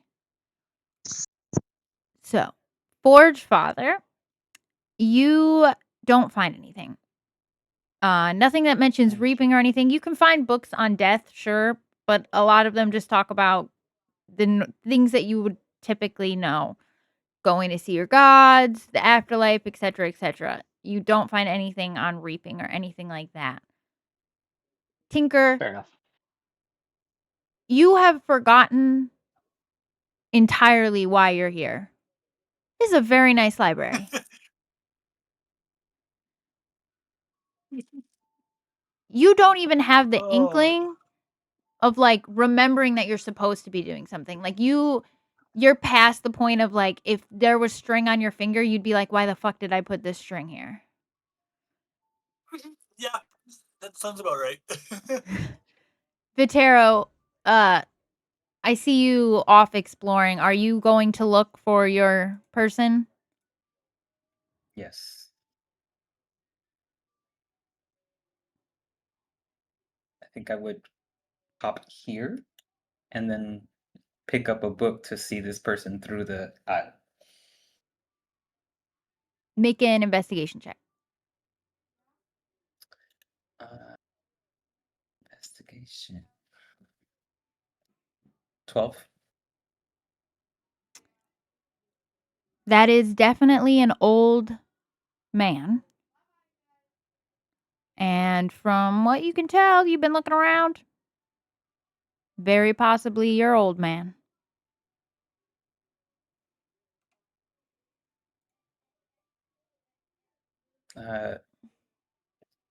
Am I making eye contact with him? Or I would like to make eye contact with him through the aisle. And cast friends on him. Okay. I believe that's me making a save, right? Yeah. What's Wisdom the save DC? of 12. Ooh, what dice to use? Oh, I rolled a 13 on the die. Damn. But he doesn't. It's like he notices you and then he looks back down at his book and like he barely even like he saw you, but then just moved right along. Okay. I think right where I'm standing still. What did he move from there, or is he still there? Nope, he's just quietly like looking down at the book he was looking for and flipping through trying to figure out if this is exactly what he was trying to find. So I think I would just pick a book up off like the shelf near my like leg somewhere and stick it through. Be like, excuse me, sir. I think this book fell on the floor and I don't know where it belongs. Oh, And I would well, hold it out to him.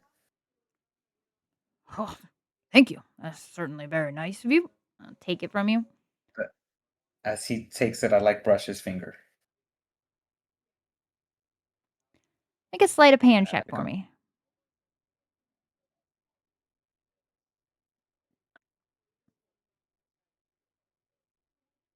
11.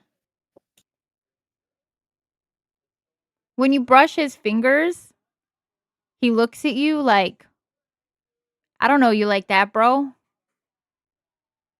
And then he's I kind would of let like, the book go and say, "Pardon me," and just walk away. and he just looks like he doesn't know if you were trying to hit on him or what. But he goes back. And then Tinker, you're just. This is a really nice library. Yep. These books Yep. are very well bound and very well taken care of. No dust either. As you're looking, you hear over your shoulder, man, I get smashed on this job, and even I don't forget that fucking easily. You're supposed to be doing something, dude. And Callan's just looking at you like deadpanned. Name? What? The name on your card, your sheet, your paper. He feels his pocket. You mean this paper? Yeah, Where that did I one. get this? Don't worry about that now. What does the name say? Who are we looking for?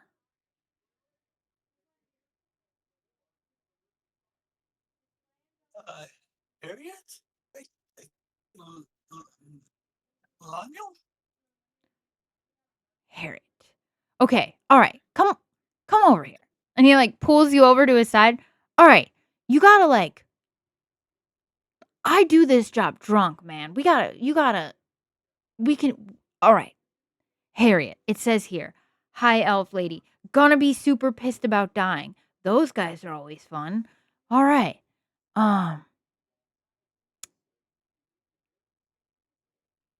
Okay, so that lady at the desk is not a high elf.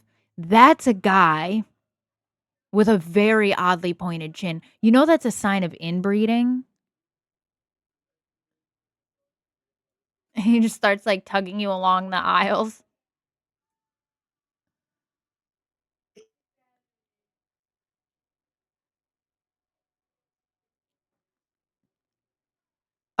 Seeing Maturo walking behind us, I look at the guy who's pulling me. And he's stalking. I think he's stalking us. Who? That one? No, he's just got that weird guy vibes going on. I like it. He's fine. All right. Okay. And he like pulls you over to this middle one. That's see her down there? That's got to be your girl. And he's like pointing down the aisle towards the woman standing in between the bookshelves. It's got to be her. Just, go over there and just touch her real quick. And just like He just pushes you towards her. quickly runs over there. He just quickly Give her a runs little over and poke. takes her Mhm. and runs back before she can even realize what happened. Is that good? Is that good enough? Make a performance check for me. Let's find out.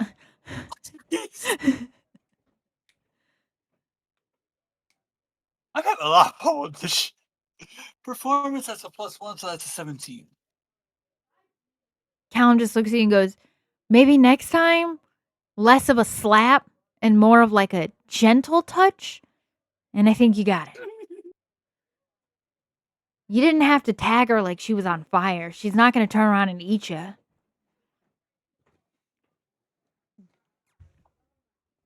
All right, now, and he pulls you back over and he goes and he sits across from this guy who's minding his own business. We wait. And just like before, you wait a little bit and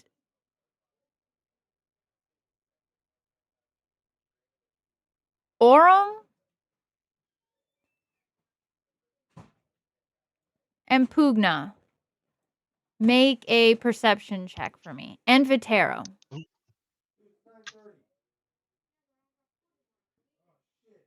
17. That's a fat 9. 7. What'd you get, Vitero? I got a 9. Okay, so Orem's the only one that sees it. But up on the very top of this bookshelf, you would see And you saw him in the market, right? I don't think you saw him in the market the first time because I rolled a really low perception. Okay. Right. You rolled a 9. So you haven't seen one before, but a small, little bit smaller than a goblin creature that you've never seen before, very ugly, pops up and he's on the very top of one of the bookshelves. And he is very clearly like kind of causing a ruckus up there. He's like messing with all the books and like ripping through the pages and going through real quick. And he's like rocking back and forth. And you notice that the bookshelf is starting to rock a little bit. I'm gonna sacred flame it. Oh no! You sacred flame the graveling? Yeah, he doesn't know what the hell it is. He's never seen it. Oh boy. That's fair. Were you right? And you probably weren't standing around for the conversation about him. You can go ahead. Sacred Flame, is that a DC save? 15 Dex, please. With a total of 6 radiant damage.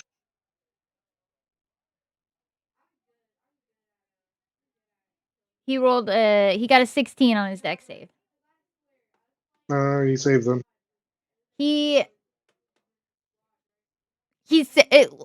What it does is actually help set off the chain of events.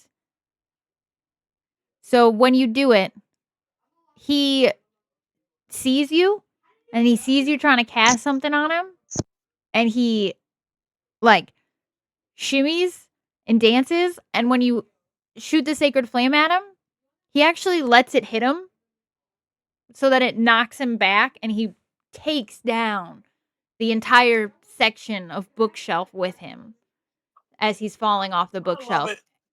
And it causes this huge chain reaction of all of the bookshelves that you're standing by, that this woman is standing by, and everything come toppling down all over.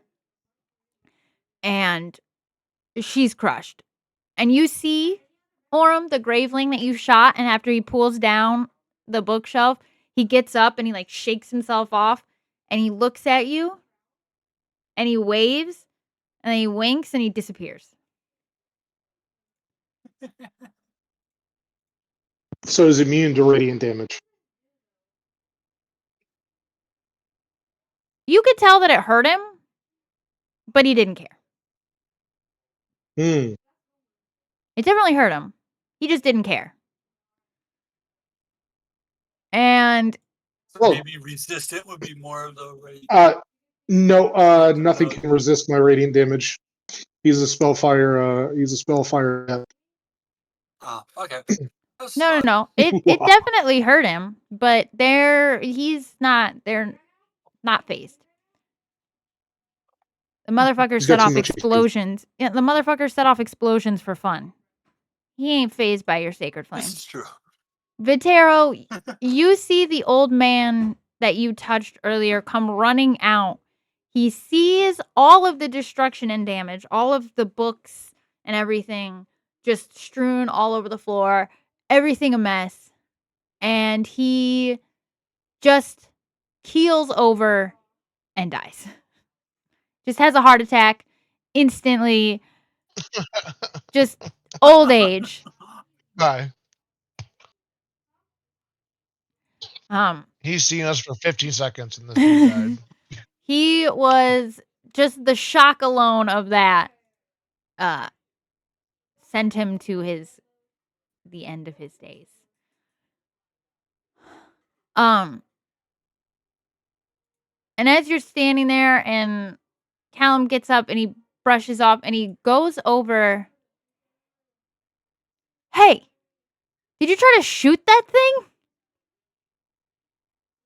Like, did you try to hit it with something? Well, I mean, yeah. What the hell was I supposed to do? Little gremlins coming out. Oh, yeah, I mean, fair, but they're not really.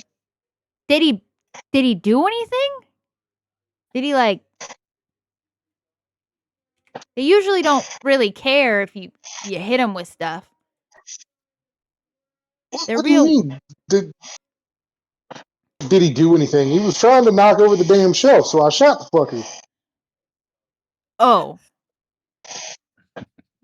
He just looks at all Apparently the it helped. destruction and everything, and then the dead body on the floor, and he goes, "Yeah, you definitely did. You definitely did something." Yeah, this ain't nearly as bad as the things I've seen happen back home. So, you know, who cares about a person or two? He just looks at you and goes, "Cold, but also fair." He walks. He Look, walks over. you know nothing about listen, you know nothing about where I come from and the people there, okay? That's These very true. people, they serve a purpose, and if they die, they die. All for the greater good of the Netherreal Empire. That's all that matters. The advancement of magic.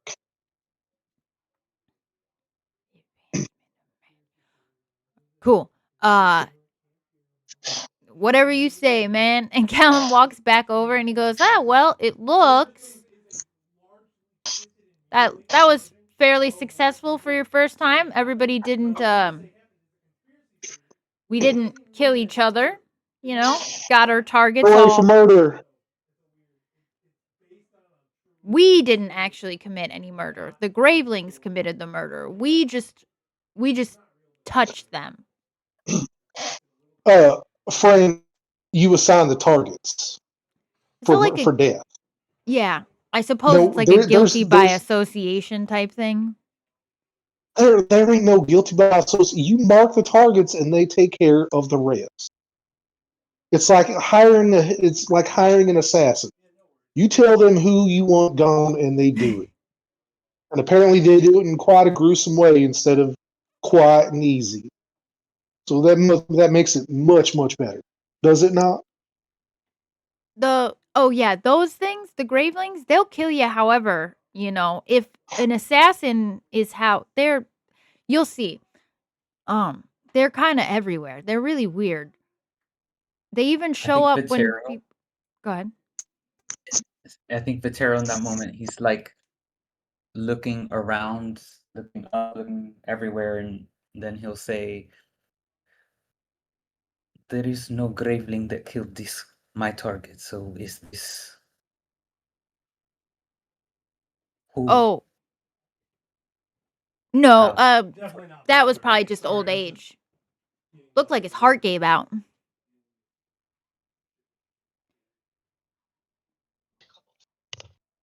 People die, man.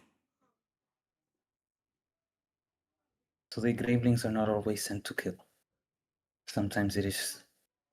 No, I guess just natural. technically yeah, it's natural, but in a way, the Graveling kind of caused it because if he hadn't knocked down all the books, it really wouldn't have spurned the heart attack. It's like a chain reaction kind of thing.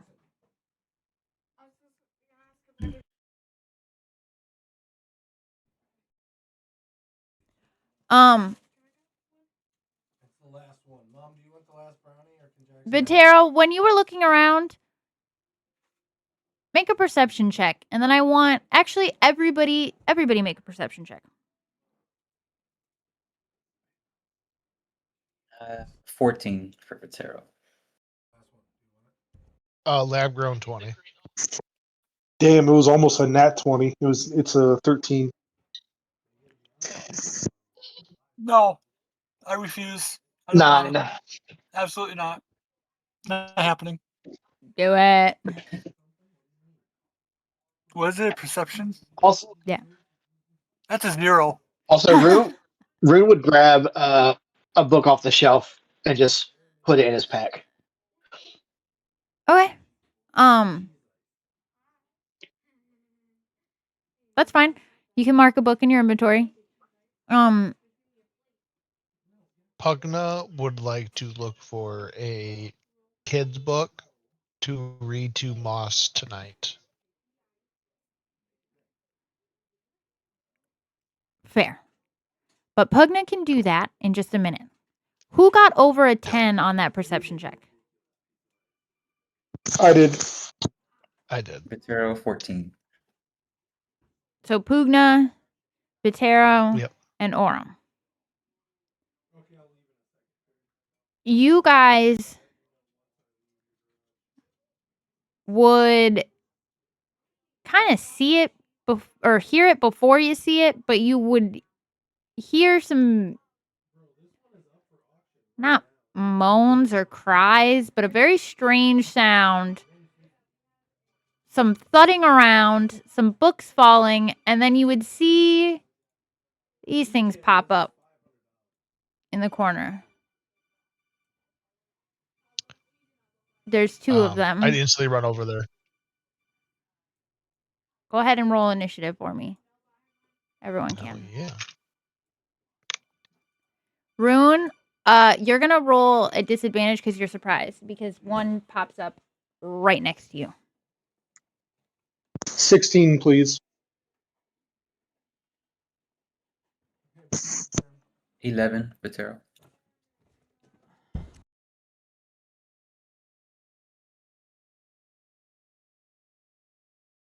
That's a 2 for Rune. 21 for Pugna. 21 for Pugna. What did Rune get again? 2. I'm sorry, I didn't hear you. 2? Okay. 16 was Vitero, right? Vitero was 11. 11. And 16 was then Orum. Yep. Tinker, what did you get?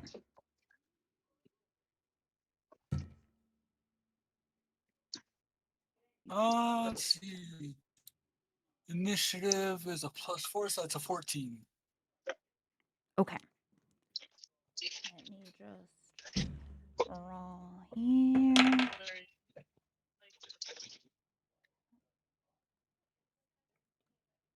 Okay. Pugna. Yes, ma'am. You're going to go first. Awesome. What's the distance looking like for these guys? I think I can put a Ooh, grid on here. 85. Actually, They are. would I even be involved? Because I don't see anything. Like, I literally rolled a nat 1 with a -1 modifier. You will be eventually. I mean, I would say for your first round, you don't. Okay. But so for the first round, you will be too distracted to notice anything going on.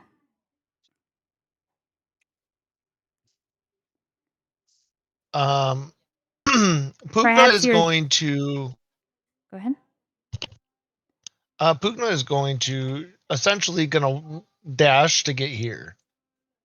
On top of Heart Attack Dude's dead body.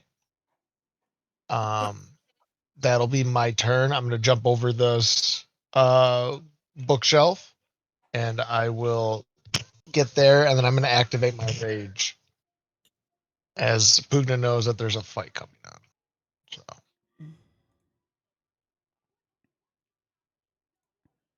All right. And that'll be his turn. Okay. Next would normally be Tinker, but he is going to miss this round. I would say that Tinker is contemplating the finer points of chain reaction deaths and how exactly the guy having a heart attack could come from the books falling over. It's very confusing. Mhm. Actually, I lied. Orum was before Tinker. So Orum, you go. All right. Is this one actually supposed to be larger? No, I was just making him big so you could see him. They're all the same size. Okay. I'm gonna. Actually, you shouldn't have an issue range at all. No, it's 90 feet. Let's go. 1 second. Sorry, I have to get more comfortable in my chair.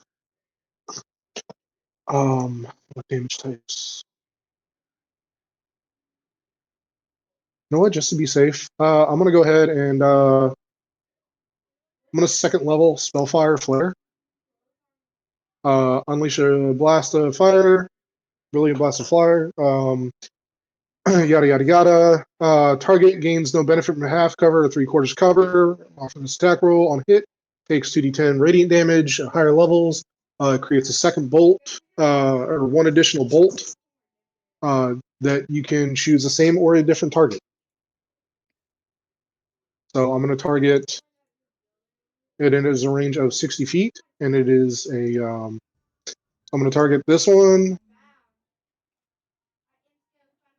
It won't let me ping it. I got you. The one in the top corner. It's showing me. Left. Yeah, the two on the left. Yep. All right, so the first one is going to be a 9 to hit. That doesn't So the hit. one behind that one is going to be a 24 to hit. That one does hit. And it is going to be a healthy 14 radiant damage. To the one in the back of The those one two? top left of the two. Gotcha.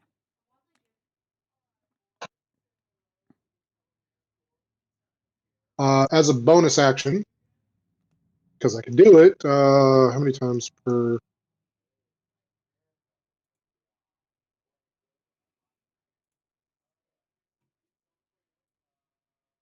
It doesn't say. Hold on.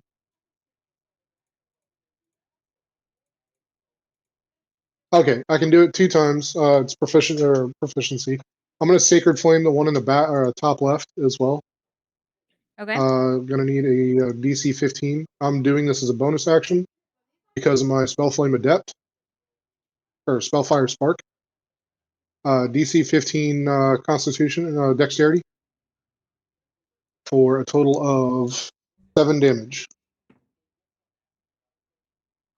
He fails this dexterity. And you hit the same one that you just hit, right? Yeah. Gotcha. So you just see him flick his hand, and 2 motes of radiant light with tinged with what appears to be almost imperceptible flames with a blue hue to it burst out, misses the one on the bottom, but hits the one in the top left directly in the chest, and then he snaps his fingers, and then radiant flames engulf the one at the top left briefly. You notice that you fought undead things before, and radiant damage generally can do more, but they take the damage. He gets hit, surely. And you can tell he's even closer to death than he was when he walked in the door. But the radiant damage didn't hurt him as much as you would think. As a Spellfire Adept, it ignores Radiant's resistance. Right. I got you.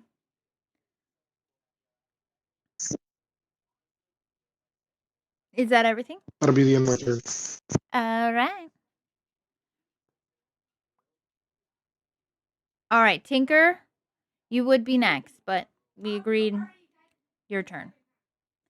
So now it's their turn.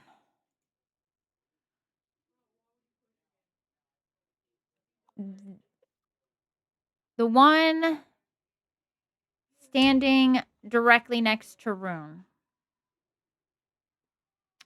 He is going to reach out. And he's not going to, like, really slash at you. But he's just going to reach out and, like, try and grab you. Almost like a He's trying to grapple you. He wants a hug. Okay.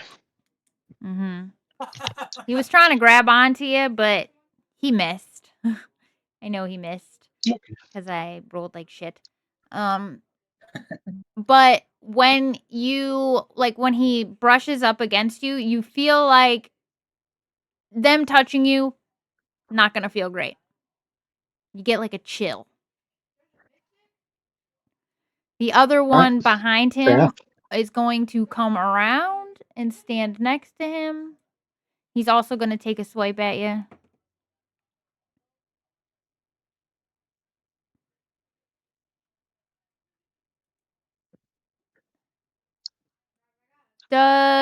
This one's actually just going to try and hit you. He's going to he's just going to take a pop. He doesn't have like a weapon or anything. He's just going to try and punch you. Does a 16 hit. It does not. So he also misses.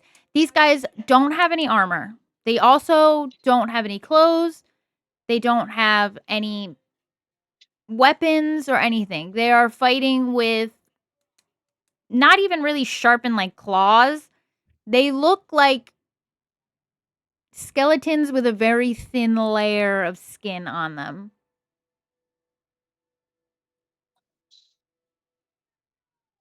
Oh, okay. All right. And then these two are going to come around.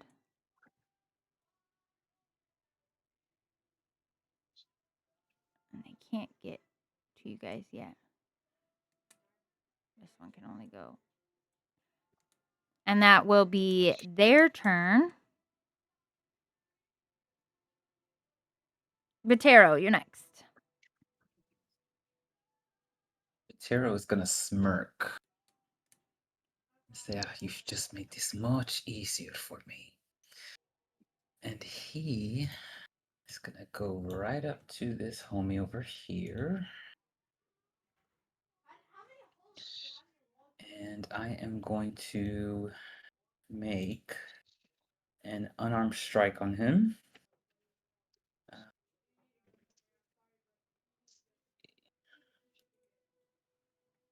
Does a 26 hit?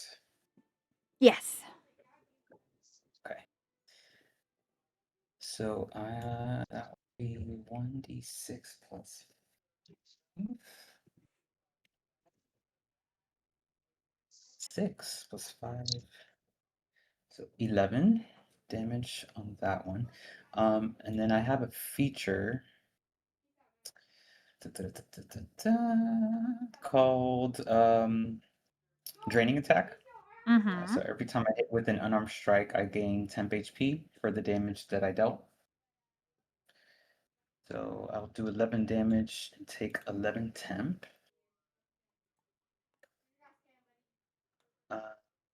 And then I'm going to do bonus action to do flurry of blows. So does a 12 hit? No. Okay. So I'm going to assume a 9 doesn't hit either. Nope. Okay. Well, yeah. They're fast. You try to hit them, and despite not having any armor or anything, they're quick. They came up on you real fast, and they can seem to be able to move surprisingly fast. I just kind of eye it as it moves quickly. Say, oh, unchallenged. Is that your turn? That's all I got. Perfect. Yeah. So Callum is next, and Callum is going to look around and say, oh, yeah, nope. He's going to drop to the ground, and he's going to crawl under this table.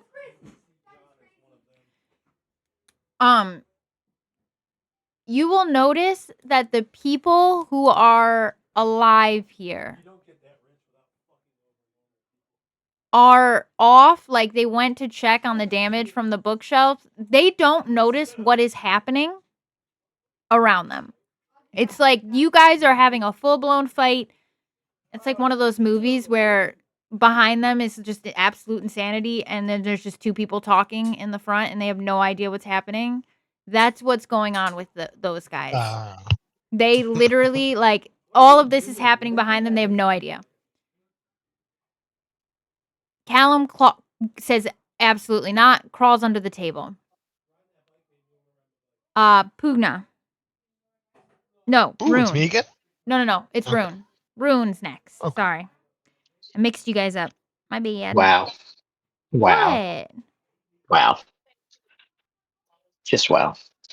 I'm running my I am first going combat. You be to- nice to me. I'm going to swing my mace at the one on the left of me. Gotcha. That's going to be a dirty 20. That'll and I'm hit. going to pump my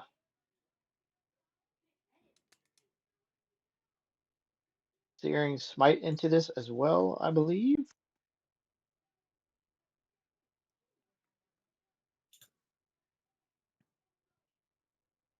Yes. To make him to make a con save, DC 14. Oh, that's a nat 20, baby. Yeah, that might do it. Check your Uh, dice. Check and your it, dice. It's the it scissors. takes 7 points of bludgeoning you guys- damage. How many? 7. Gotcha. And that'll be my turn. Okay.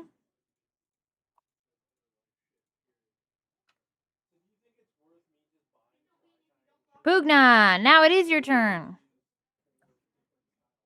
Ayo. We are raging. We are mad. We're standing on top of Heart Attack Jack right now. Yes, you are. Vatero, I believe, is capable of handling that one by himself. Callum seems terrified. The Tinker seems unfazed by anything that's going on. I'm going to run up to this one, and I'm going to take my great axe, and I'm going to try to drive it straight through his head. So I'm going to do an attack roll. Gotcha. That is a. I have 2 luck points for some reason. I'm gonna use one. Gotcha. Does a 14 hit?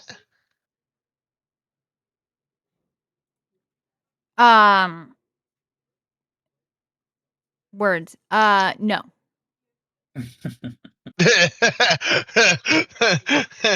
Okay. Blah, blah, blah, blah, blah, blah. I can do them sometimes.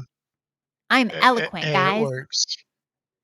I'm going to use my bonus action to just continue my to keep my rage going. Gotcha. Since I did not hit, and then I will stand here like an idiot and end my turn. We don't talk badly about our friends. Pugna's not an idiot. Aurum said No, that he's standing there like one though.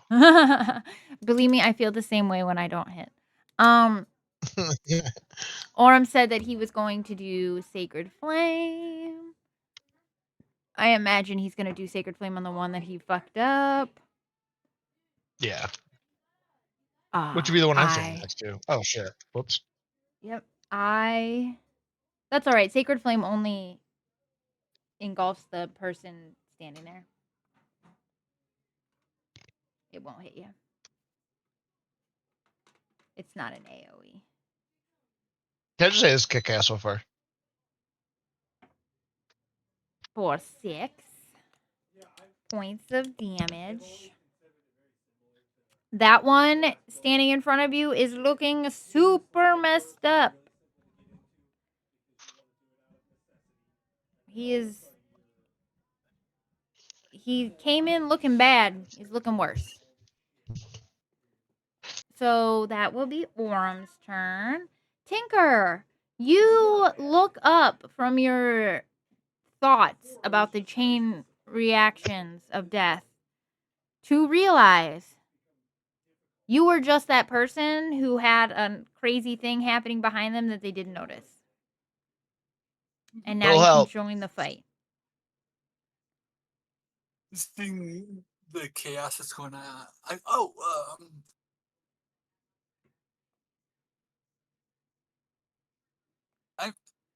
I'm sorry, guys.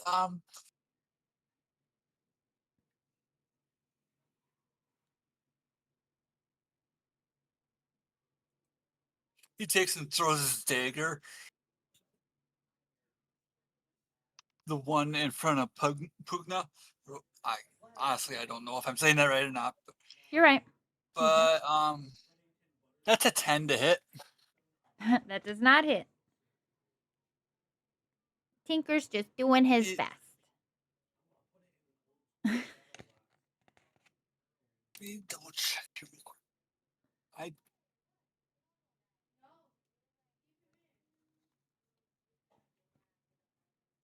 I do have 2 weapon fighting, so I can throw the other one. Ooh. And that's not gonna hit either. Never mind. Be warned, though. That's You an no 11. longer have those. Oh, I You know. just I'll figure okay, something good. out. You just done threw them across the room. I have inventory. No worries.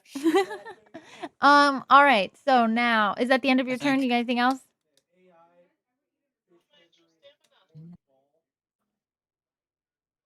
Yeah, I can't really do anything else right now since I only have the 1 action. I mean, technically, I have the 2 because of 2 weapon fighting, but that's all I can do right now. All right. So now it's their turn.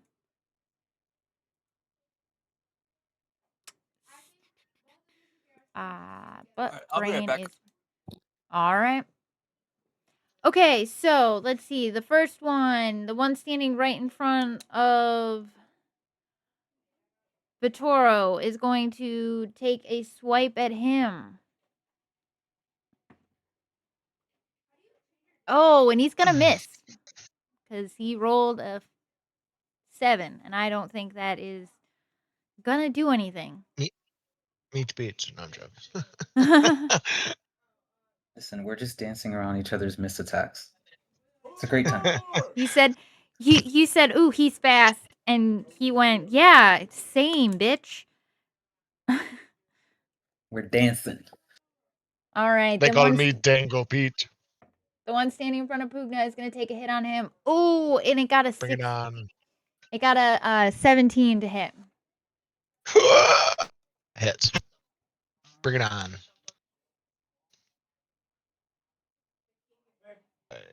Okay, bye.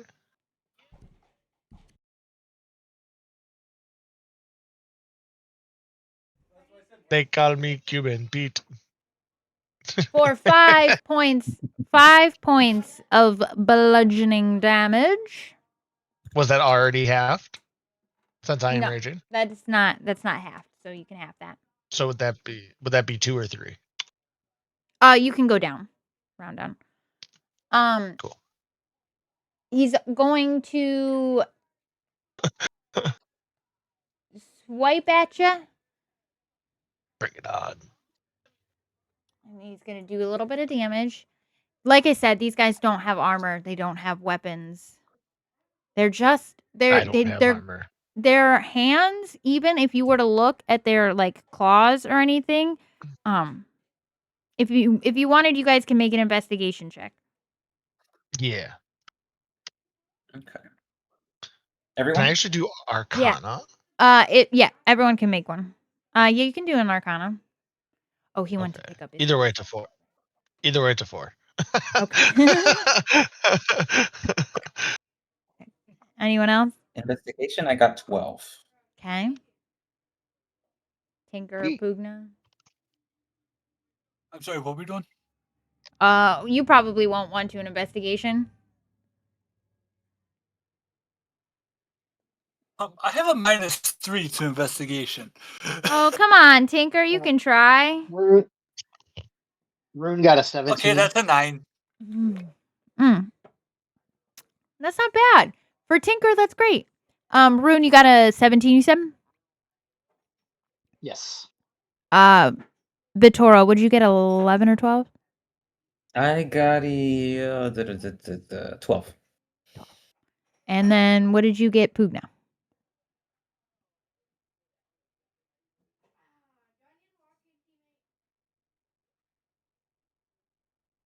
Ooh.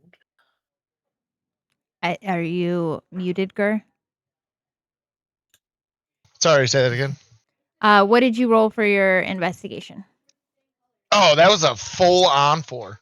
Oh, right. You're the one that said Arcana or investigation. You Yep. got a 4 either way. Yeah. Okay. Yeah. So the only person that notices would be Rune, and that is if you were to look at their hands, they are normal. They're not like clawed. These aren't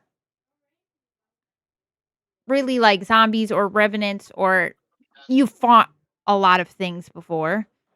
You've come across your fair share of like undead. These are strange in a way that you've never seen. They quite literally look like people that have just been completely dried out and are now just walking around mindlessly hitting things. They also, while you're investigating them, are trying to hit you, and they both failed miserably. That's what I like to hear. In fact, the one failed so bad that he stumbles past you and falls prone behind you. Perfect.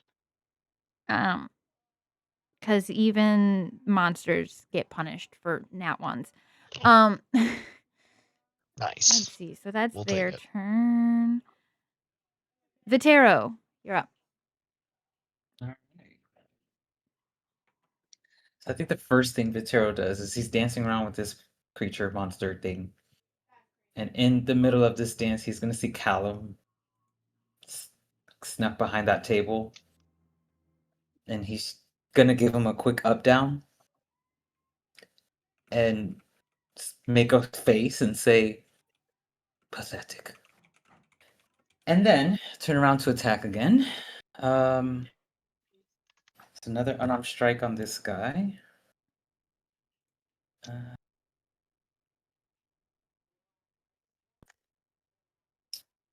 Another 26. So continue. Gotcha. And for damage, that will be 7 damage.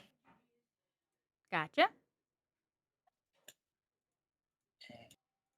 I'll do another focus point to do some flurry of blows. So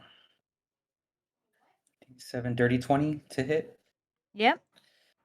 And for damage, another 7. Okay. He's looking super messed up. All right, I get one more. That is an 18 to hit. Yep, that hits. And that would be another 7. All right. That one, it dies. No. Where is the...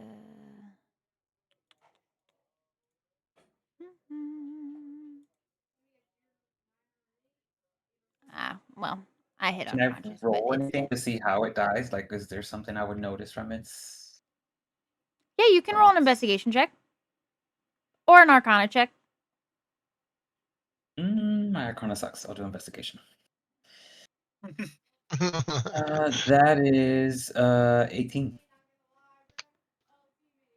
When it does die, it's not peaceful, even though you just hit it and you just knocked it out. You didn't like stab it or anything. As it dies and like hits the ground, it like twitches and shrinks and like shrivels in on itself.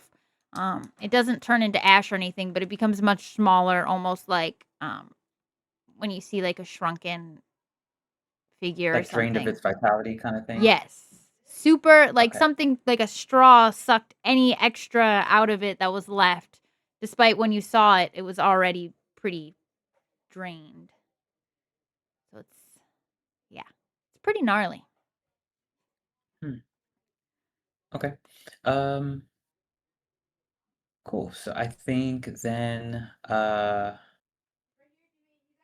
I took my bonus action already. So I would just come over here to provide support. That's it. I think I don't have anything else. I end my turn. All right. Callum is next, and he's going to stay under the table and go, yeah, fuck this. I hate these things. They are such menaces. And then that will be his turn. He's not a fighter. I'm sorry. Rune, go ahead, sir. So I'm going to turn to the one that's prone behind me, and I'm going to swing my mace at it. It's going to be a 15 to hit. 15 just hits. Sweet. All right, and then that's going to be 7 points of damage, Gotcha. Bless you. and that'll be my turn. Gotcha.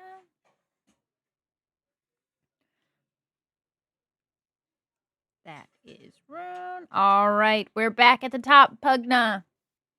Very cool. Would I get advantage for flanking? Yes, sir. Very nice. All right, I'm going to go to use my great club or my great axe at this thing. Does right. a 24 hit it? Yes, it Jeez. does. Nice. This thing is already pretty messed up, so I feel like you're gonna kill it. Yeah, 16 points of damage as I cleave it. Yes. Yes. So you're gonna- I would like to grab this thing with my left hand as I have my great axe in my right one. I'm gonna pick it up and look at it, examine it, and I want to say, "What are you?" And then I want to throw it down on the ground, like turn to the right, and then I want to bring my axe back from the right to the left and just take it from head to toe, tip to tail. when you cut it, you'll notice that the same thing that happened to the other one still happens to this one, just depending on how many parts it's in. So if you split them in half, both sides do the weird twitching, curling thing. Okay. So it's extra gross. There's Oh, also 100%. Sure. there's no blood or anything that comes out. There's no goo or anything like that. It's very strange. It's very dry and weird. Very. And then I would like to turn around and jump up on the table and essentially try to scare Callum out. I think you just scared him more. He's like, did No. one get on here? You're supposed to kill him. Get out now. I'm not a fighter. All right. Is Then that your why turn? are you here? Yes. Wonderful. All right. Orem said he was going to Sacred Flame, but I don't know if he can see any of them because there is a bookshelf there. But I imagine he would move. So I think I'll put him right there so he can see. I'll let him. Honestly, I don't know how cocky he would be with it. But we're just gonna move him over here because I'm controlling him.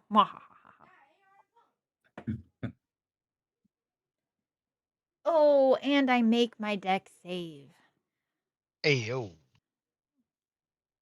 All right, that will be Orm's turn. Tinker, it is your turn.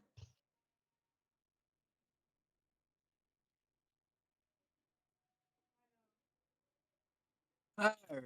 Well, since he kind of doesn't have any weapons on him currently. He's kind of stuck. I love the idea that Tinker not only missed the first round, but then managed in the only next round he had to get rid of all of his weaponry. Uh-huh. I love him. That sounds about right.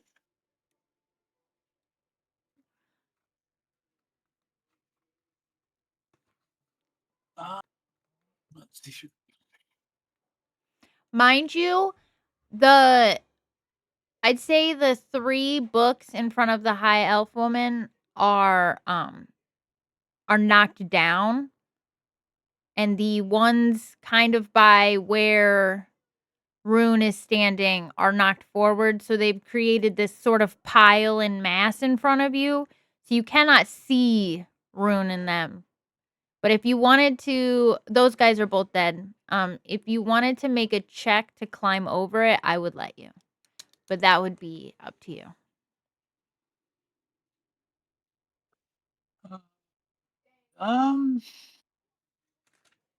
So the 2 over here by Vito are done.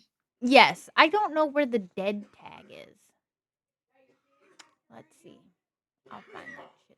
But they're both out of range. But I can change that.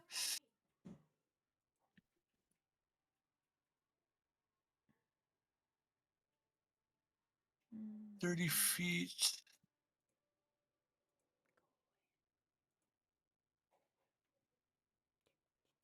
Alright, I need a charisma saving throw from the one that's closest to me.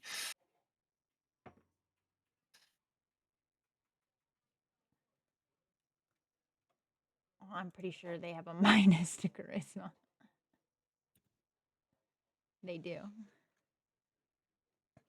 12.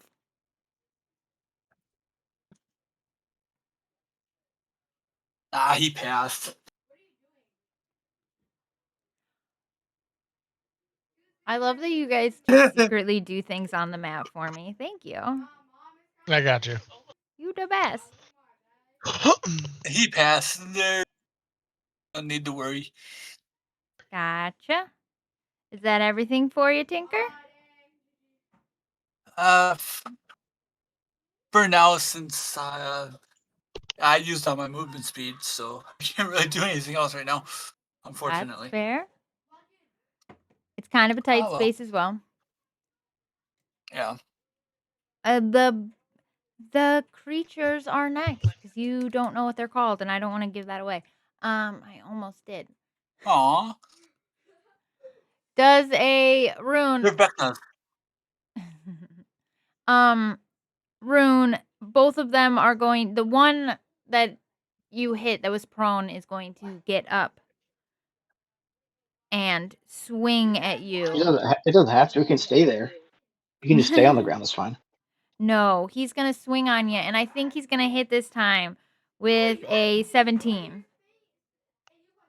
That does not hit. Oh, look at that. Oh boy. That's all right. The other one is going to take a hit. 19 for that one. That's crazy. That still doesn't hit. All right. They swing at you. It's a swing and a miss. Bastards. They're very wily.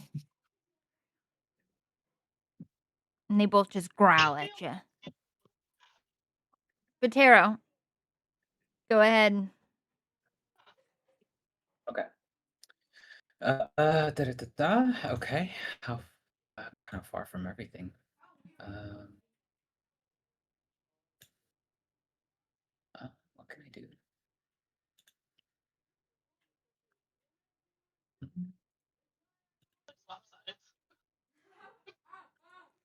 Oh, how far is that? That is. I got 40 feet, so I can really only come to about here.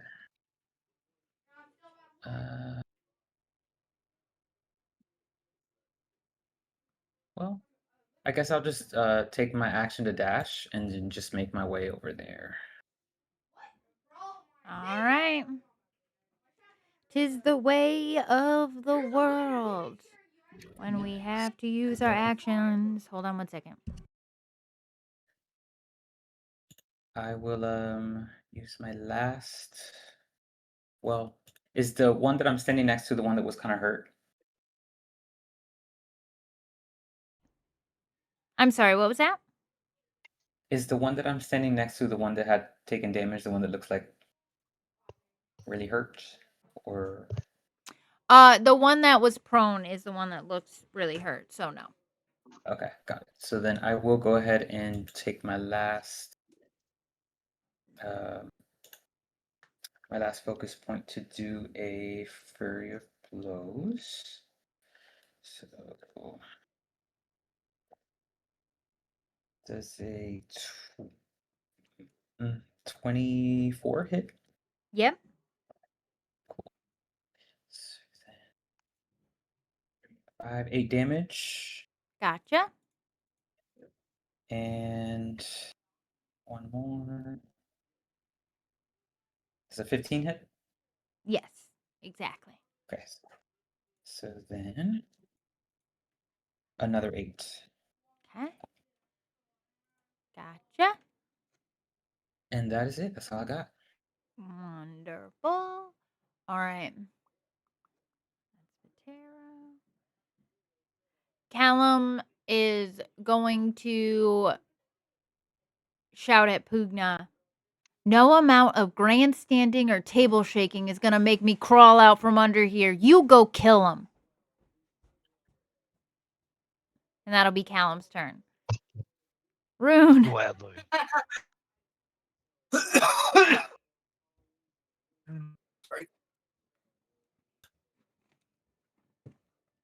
All right. Let's see. What does Rune want to do?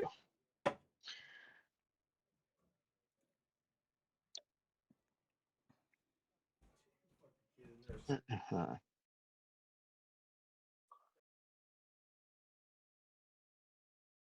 All right. The one that's right in front of me, I'm going to cast Toll of the Dead. Oh god. Is that the one that's I need to make a wisdom. Go ahead. Go ahead. No, Oh. go ahead. It's a wisdom That's save. the one that was 14. prone, right? That got up. Yep. Mm-hmm. Okay. Ooh. Ooh, I failed. Oh, good. And since he's already taken damage, he takes a D12 instead of a D8. So that's going to be 7 points of necrotic damage. Gotcha. He is looking And- real bad.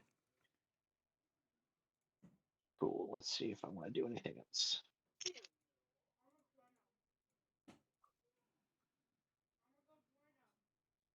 No, that'll be it. Gotcha. Pugna. Your turn, sir. Okay. I have been thinking about this for 6 seconds. What I'm going to do, thank you. I'll be here all week. Essentially, I'm going to get to him. That's my plan. I'm going to use my dash action to get to him. I'm going to go straight over these shelves. I'll make whatever rolls you need me to get over those shelves. Gotcha. And then I'm going to action surge to attack this one in front of me. And hopefully, with a good roll, it will be awesome. All right.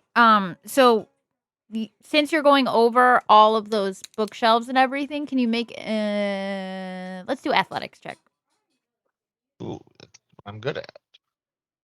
That is a 12, but hold on. Does that fail? Because I have a special thing. I wouldn't say I do an in between kind of success. So I wouldn't say you fail outright, but you have a hard time getting there. Okay. I use It's not something graceful. called tactical. but I you use make something it called Tactical Mind. Where? Oh, okay, cool. All right, cool. I'm not cool with that. graceful, but you make it. Yeah. Then that would be advantage with Vitero standing near, right? Yes, with the way he words. Yes. Very cool. So Pugna will go from here. Sorry, yeah, he'll go from here. He's gonna run from this chair, hit this shelf with 1 foot, jump over it, and not even hit this one. He's gonna essentially superhero landing with his gray axe above his head, down, and he's going to do 17 points of damage with a 22 to hit. Oh my goodness. When you go bring your great axe down, you once again eviscerate this thing and watch as it does its twitching and And writhing then on the ground. I'll turn to Vitero and be like, Pugna, nice to meet you. Vitero's gonna look you up and down now, and nod his head to the side, and a pleasure, Vitero.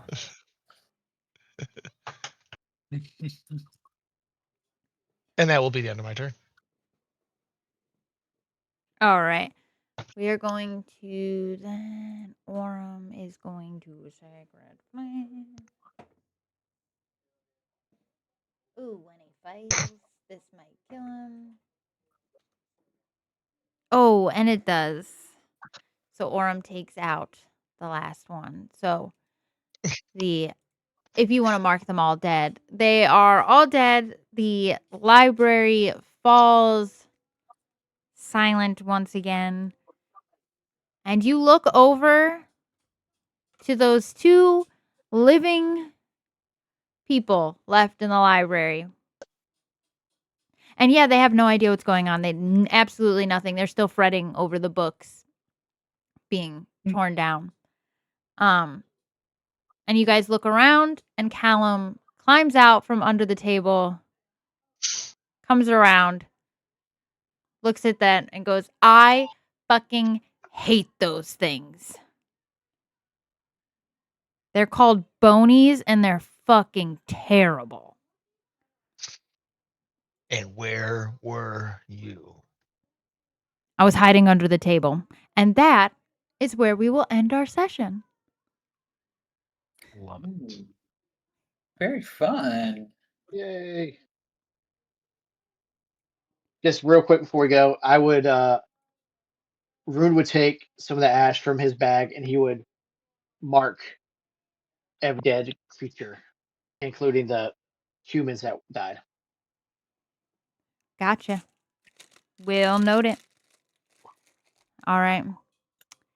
Thanks for watching. If you've been watching on Twitch, I appreciate you guys. I had a lot of Thank fun. you. Say goodbye, everyone, and we'll see you guys in 2 weeks for another session where I will Bye, Maybe. explain. Night Twitch. Have a good night. Bye.